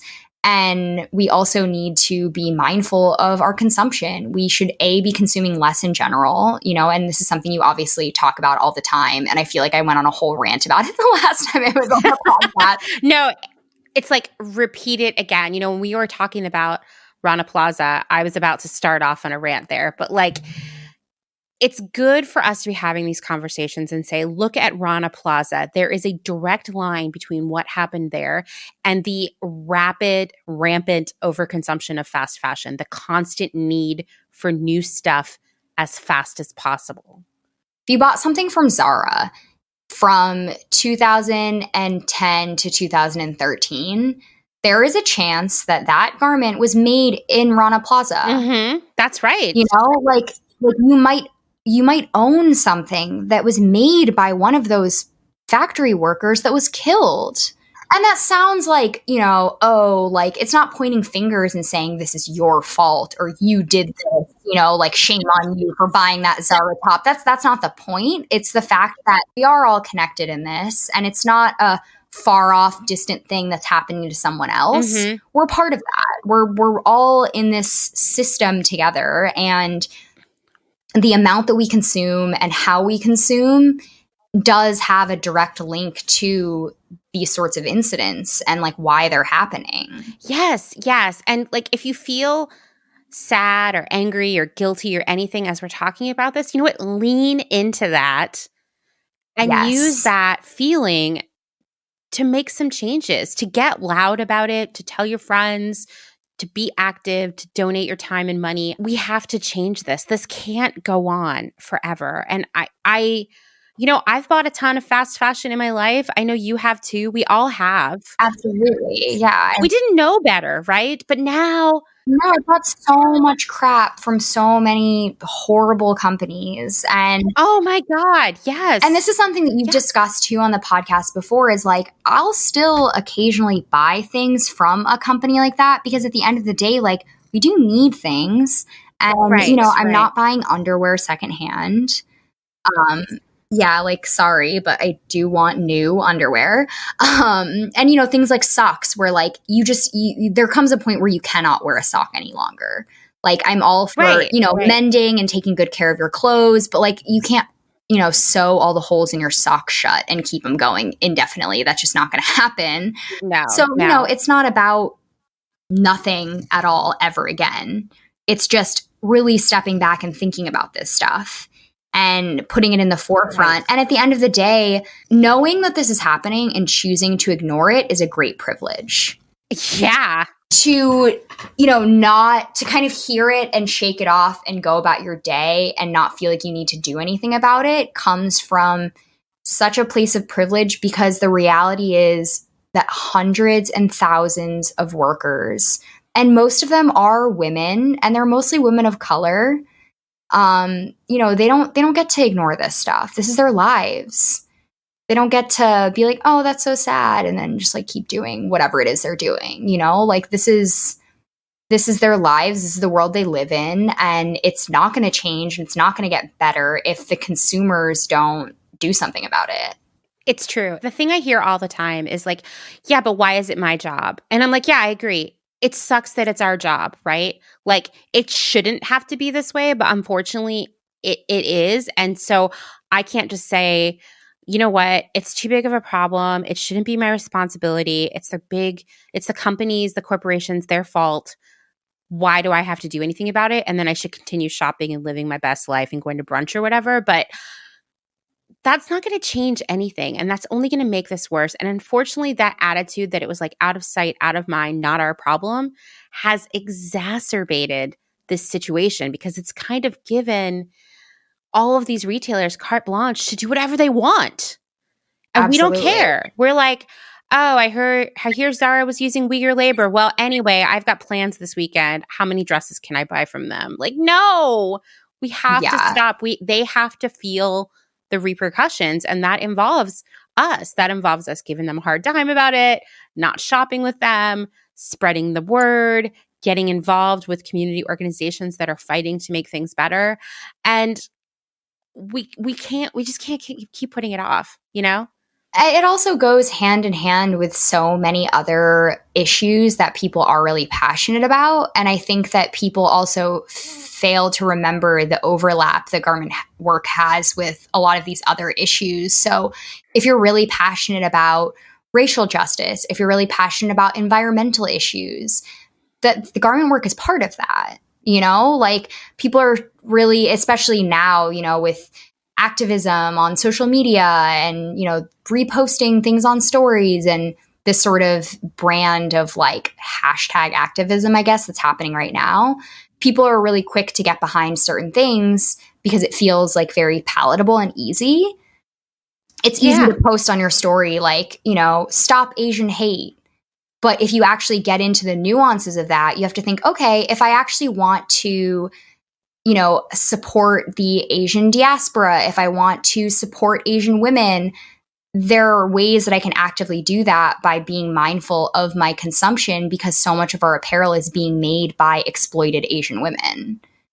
You know, it's all interconnected, and I feel like garment work is such a big problem that it feels very intimidating, and people don't think that they can kind of fold it into whatever cause they're already passionate about. Mm-hmm. Yeah, I agree. And it goes back to this idea that people think fashion is its own thing. It's not that important.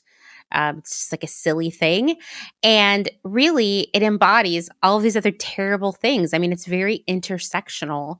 Mm-hmm. Absolutely. To look at what's going on with garment work, whether you're an environmentalist, whether, like you said, you're fighting for racial justice. If you're out there wearing a feminist tee right now, you better be caring about this. Yeah, because it's women that are doing this work, you know? Yeah. If you are a feminist and you care about all women, then you care about the woman who's thousands and thousands of miles away from you, that you're never going to meet, that doesn't speak the same language as you, that's being forced into terrible conditions to make you your feminist tee. Like, you should care about her. She matters. Yes, exactly. And then also just in terms of cutting down on consumption as well, like, you know, and this is something that you discuss as well, but it also goes a lot into the life cycle of clothing after we're done with it. So you've got these garment workers who are putting everything they have and often sacrificing their lives in order to make us this clothing, which we then in turn dispose of.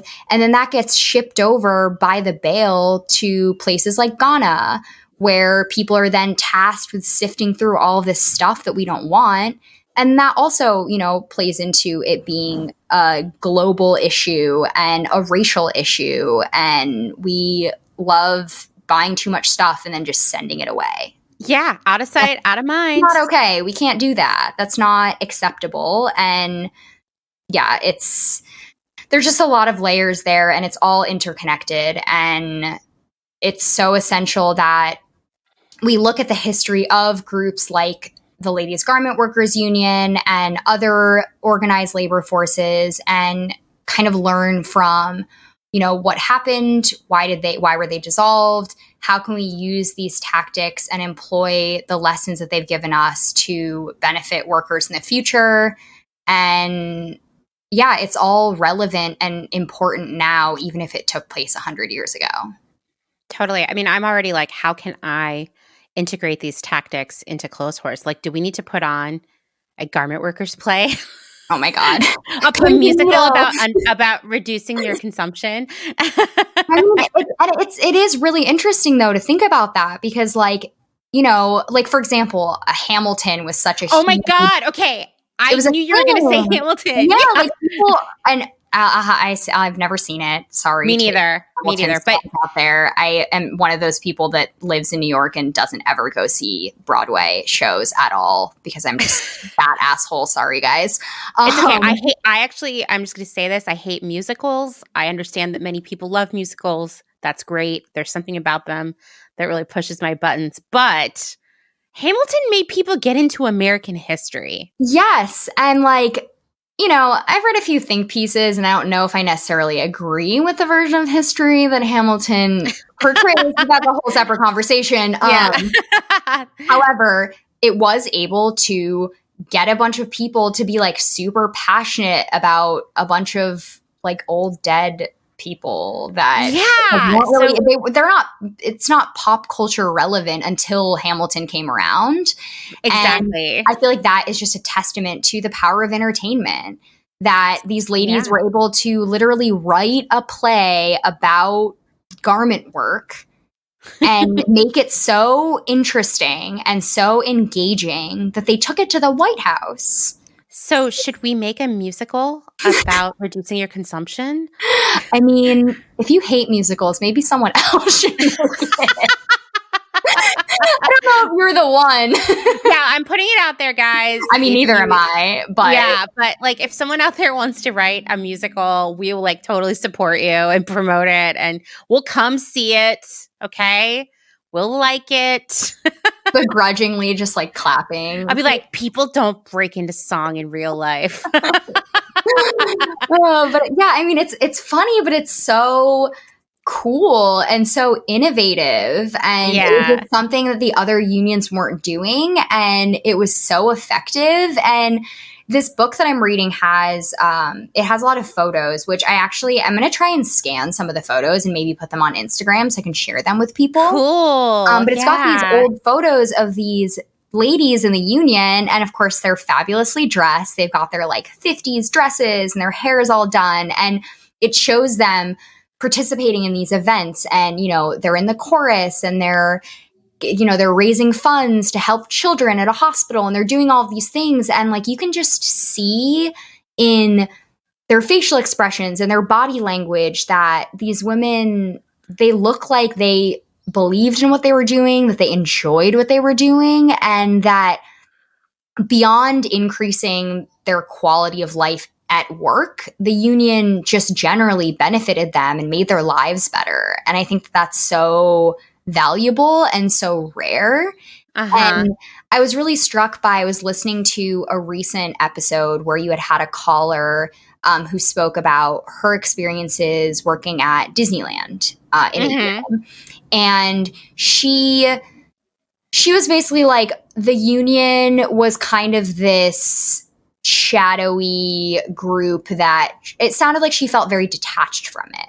Right. Because she had not had a specific dispute or complaint that she needed the union's help with, she never actually, like, quote unquote, used the union for anything, and instead felt like she was paying these dues to an organization that was like taking money away from her check that she really needed.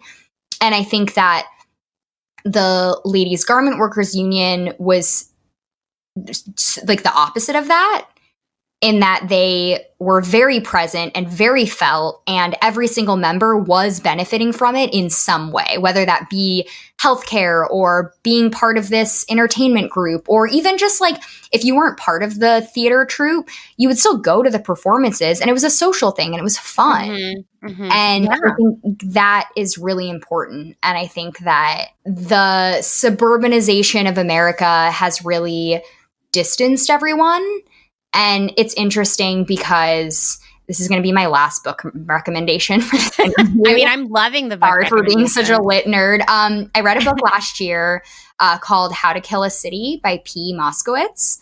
And it goes into gentrification, and it basically uses several U.S. cities as examples for how gentrification happens, the causes of it, the effects of it, etc. How a lot of it is racially motivated, and a lot of city planning and urban planning is inherently racist and classist. And America is one of the only countries that has like so many suburbs where people are intentionally distanced from each other. And a lot of these suburbs were created purposefully during a certain time in America, and part of the reason it was done was actually to prevent people from organizing. Because you have all these people in an urban center where even if you live on the outskirts of the city, you can still get to the city. There's still public transportation, there's buses, there's trains, there's ways you can get in. Right. And people are spending all this time together, all your neighbors, you're eating lunch together. It's a lot easier for people to picket, to organize, to form unions, to protest and join together and have power in numbers. Whereas if, you push everyone away from each other and you put them in these suburban environments and you place this really strong emphasis on your home, it separates everyone. You're now on your property and your home and your lawn. And this is the line where my property ends and your property starts. And you get in your car and you go to work and you don't talk to anyone. And you're so much less likely. And you also have a lot less time because you're now spending time potentially commuting in and out of the city, that you're no longer organizing. You're no longer banding together with your community members and your coworkers to fight for a cause because you're in a little bubble now. Wow. Yeah. I mean, that's so smart. It makes sense. And it was very tactical. And, there was a lot of like government propaganda, again, talking about the power of entertainment. There were movies that were made that were basically peddling this suburban American lifestyle to make it appealing to people. Like, oh, I saw this cute movie where this family was so happy in their house and they had all these fancy new appliances and it looked great. Maybe we should move to the suburbs too and have these things. and it pushed people out of the cities, and it, being away from the city, you're away from other people, and you're also away from seeing the things in society that should be affecting you but aren't. Like, you don't see homeless people, you don't see sick people, you don't see people in different situations in life than you are in your suburb. So it becomes like, it's not my problem because you don't see it. Well, right. And you get a lot of that like NIMBY, not in my backyard kind of symptoms, if you will, where you don't want anything. The suburbs very much have helped foster this very strong sense of individualism, which is very much an American thing. And, it's led to a lot of the problems that we have now. We saw so much of it in this past year of people being it's all about me. It's all about my family. Yes. It's all about me being comfortable, and no one wants to make sacrifices for other people. And it's really interesting to think that a lot of that was intentionally perpetuated by the government, by people who are doing city planning and urban planning in ways to basically control the population and get us to just go into our little boxes and shut up and do our jobs and be part of this capitalist machine, and not to be super like conspiracy theory or anything crazy, but like, it worked. Look at us now. Yeah. I mean, this year has shown how individualism is like a disease that Americans have. People not wanting to wear masks, people refusing to get vaccinated, people having no understanding of why things need to be closed down. There's just, we've lost our sense of community. We've lost our sense of belonging and being a part of something greater than ourselves. And I think that the union did a really good job of exemplifying that and bringing that to like smaller towns and to more suburban areas. And I think that a version of that is possible now. And I think that we should be aspiring towards these communal efforts and towards enmeshing our lives with the lives of people around us, whether they be physically around us or distantly around us. Things like Clotheshorse, I think, are so important and so vital in enacting change. Yeah, I agree. I think it's about rebuilding community where it hasn't existed. Yeah, and I think that like these communities are going to be the way forward, and it's going to be the way that we help fight for people that are being exploited still. And, one person going up against these big companies and these big factories, like, you're just yelling into the void. But when you band together with enough people, you can be like Min Matheson pulling up in her car and yelling at the strong dudes until they ran away. I know, what a hero. And that it's simple and it's funny, but like, there's something to be said for that. Yeah. I mean, I still love the story of bringing all the children. Yeah. And right. And like dressing them up in their starched pinafores. I love it. And giving them picket signs and, being like, okay, go ahead. Call me a slut now in front of these little girls in their beautiful dresses, go for it. Yeah. And they were shamed. As they should be. Oh, absolutely. I mean, that's just awful behavior. This whole book, there's a lot of really bad behavior from the men in American society. I want this book. You have to send me the information. I have to have it. Looking back on this history is super important so that we can kind of reflect on the lessons and learn from what they did and try and draw inspiration from that. And yeah, the better world is possible if we just work towards it together.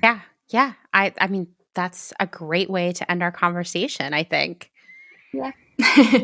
Thank you so much, Alex, for doing all this research and teaching everyone so much today. You're so welcome. I hope people found it interesting and inspiring. And, I think that we spent so much time especially if you're raised in America and you're in the public school system, we spend a lot of time talking about like old white dudes being violent towards each other. And history is so much more than that. And there's just, I don't know. I didn't think I liked history until I was older. And I realized that these stories aren't just things that have passed. And, you know, even though it was 100 years ago, it's still relevant now. It's still important. It's still funny and interesting and engaging. Yeah. And it's still, everything that happened then is still playing out now, you know? Yes. You have to understand the past in order to understand what to do next, which I'm sure someone has said before, but I do think like, we have weird experiences with history in school that make it really boring, that make it not relatable, that make it all just about like memorizing so you can get the grade and be done. I think I learned about Lewis and Clark like 5 years in a row. Oh my God. I was telling someone the other day that I took AP history and AP American history in high school, and 75% of the year we just talked about the American Revolution, which is like, that's some white dude history right there. Like, also just like the smallest blip in global history. Like, I know. It was such a short period of time that like that's it. We're just gonna look at that tiny, tiny chunk of things that happened to some people in one part of one colonized land, and we're just gonna ignore everything else. Like, right. Meanwhile, like even just the stuff that's happened since World War II has set the stage for things like 9/11 and what's happening in Afghanistan and China. And like, we never talked about anything really post World War II in high school, including the Vietnam War, which, you know, people that I went to school with, like maybe their uncles or grandfathers or, you know, maybe their dads, depending on how old they were, fought in Vietnam, you know, like it was just so bizarre. Anyway, yeah, so history is fun. Everybody should read history. I feel like there's a lot of really great history podcasts now. You know, go see Hamilton. It's a start. Yes, there is definitely, you know, way more to history than the things that you're taught in school. If anyone wants any book recommendations on a specific topic, I may or may not be able to help guide you in the right direction. I wrote a piece for the Clotheshorse blog that is going to complement this pod episode. Yes. And yeah, so I talk a little bit about the union tags specifically, just like how they were used and how they were implemented in the factories and what they look like. There are some examples in the article that show the tags during various eras. And yeah, I'm going to try and scan some of the photos from this book also and share those. Yes, I want to see them. I'm really excited about this. It's really nice to be able to see the faces of these women, and I don't know, like they were real people, you know, and to be able to look at them and appreciate what they did and what they fought for. I also read that Min Matheson was one of the founding members of the National Organization of Women. Yes, she was. That was like her later work when she was a little bit older. She kind of worked forever in the community. Such a badass. She dedicated her entire life to fighting for laborers, fighting for workers, fighting for women.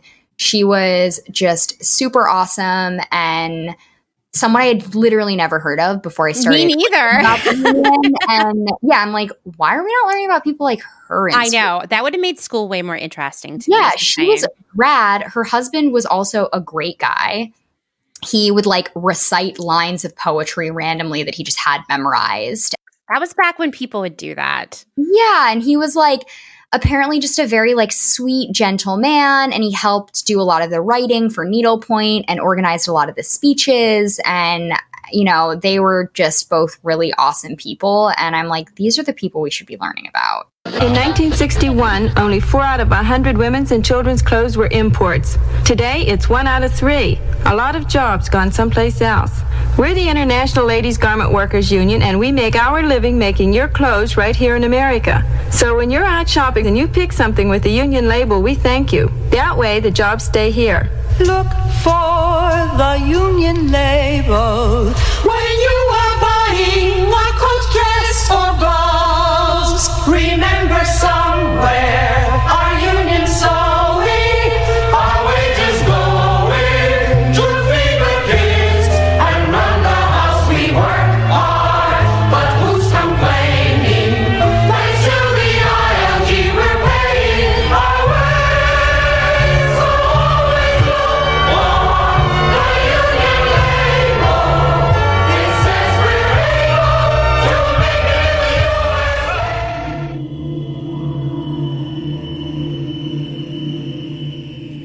Thank you so much, Alex, for coming back to the show again. I'm pretty sure this is the third time.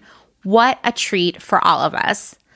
As Alex mentioned, today, that is Wednesday, the day this episode goes live, so you might be listening to it on a different day. Alex has a special vintage detective column about the ILGWU at clotheshorse.world, so go check that out. And I'll include all of her reading list suggestions in our show notes. I actually already ordered the book about the ILGWU here in Pennsylvania, and I'll tell you, it looks like Thrift Books, which is my favorite place to buy books, by the way, has several copies, so go get it. I'm wondering, do we need to start a book club? Because honestly, I've been wanting to be in a book club my whole life, and it's never happened. Anyway, I feel like we went on a huge journey in this episode. But I want to reiterate something that Alex and I revisited a few times in our conversation. This so foolish idea that fashion isn't worth caring about, that it's a silly, vapid flight of fancy, or conversely, the idea that fashion isn't political, that pointing out its systemic flaws is just ruining the fun. You already know how I feel about that, right? The fashion and retail industries employ millions of people around the world. Most are paid poverty wages. Most of them work under poor conditions, which we've talked about a lot here on the pod.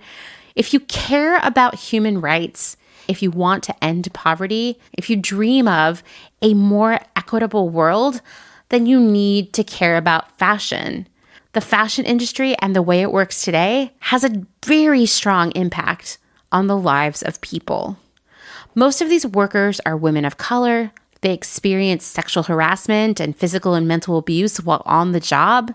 They're denied sick leave, maternity leave, and really any benefits. Are you anti-racist? Do you call yourself a feminist?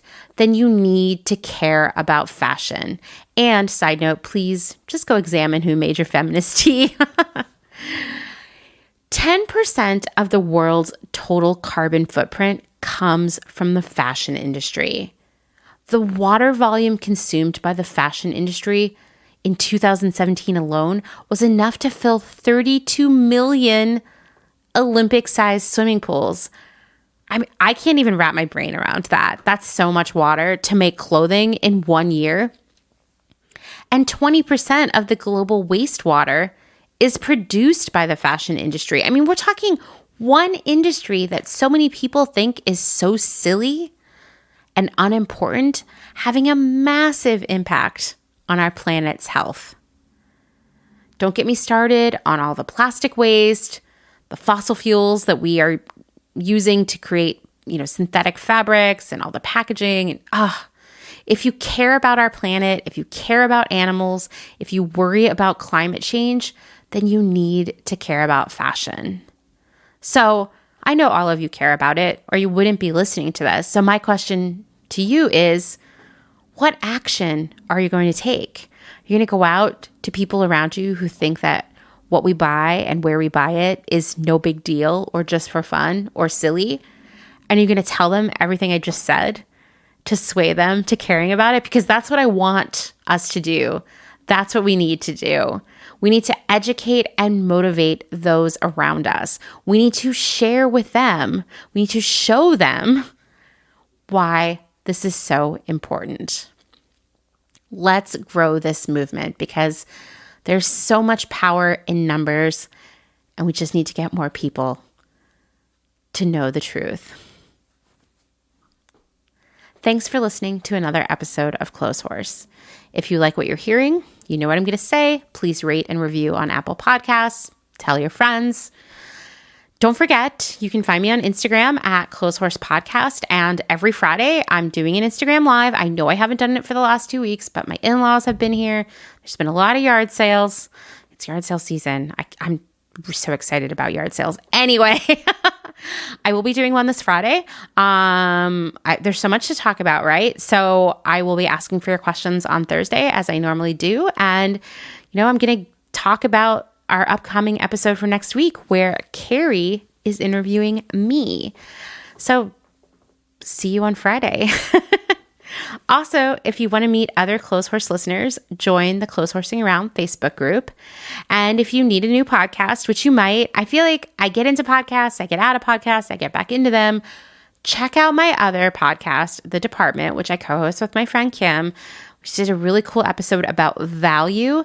And next week, we're going to be talking about values. But trust me, we have some really fun stuff planned.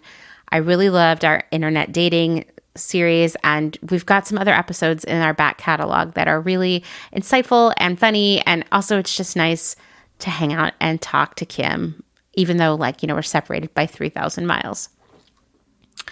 Thanks, as always, to my other half, Dustin Travis White, for our music and audio support.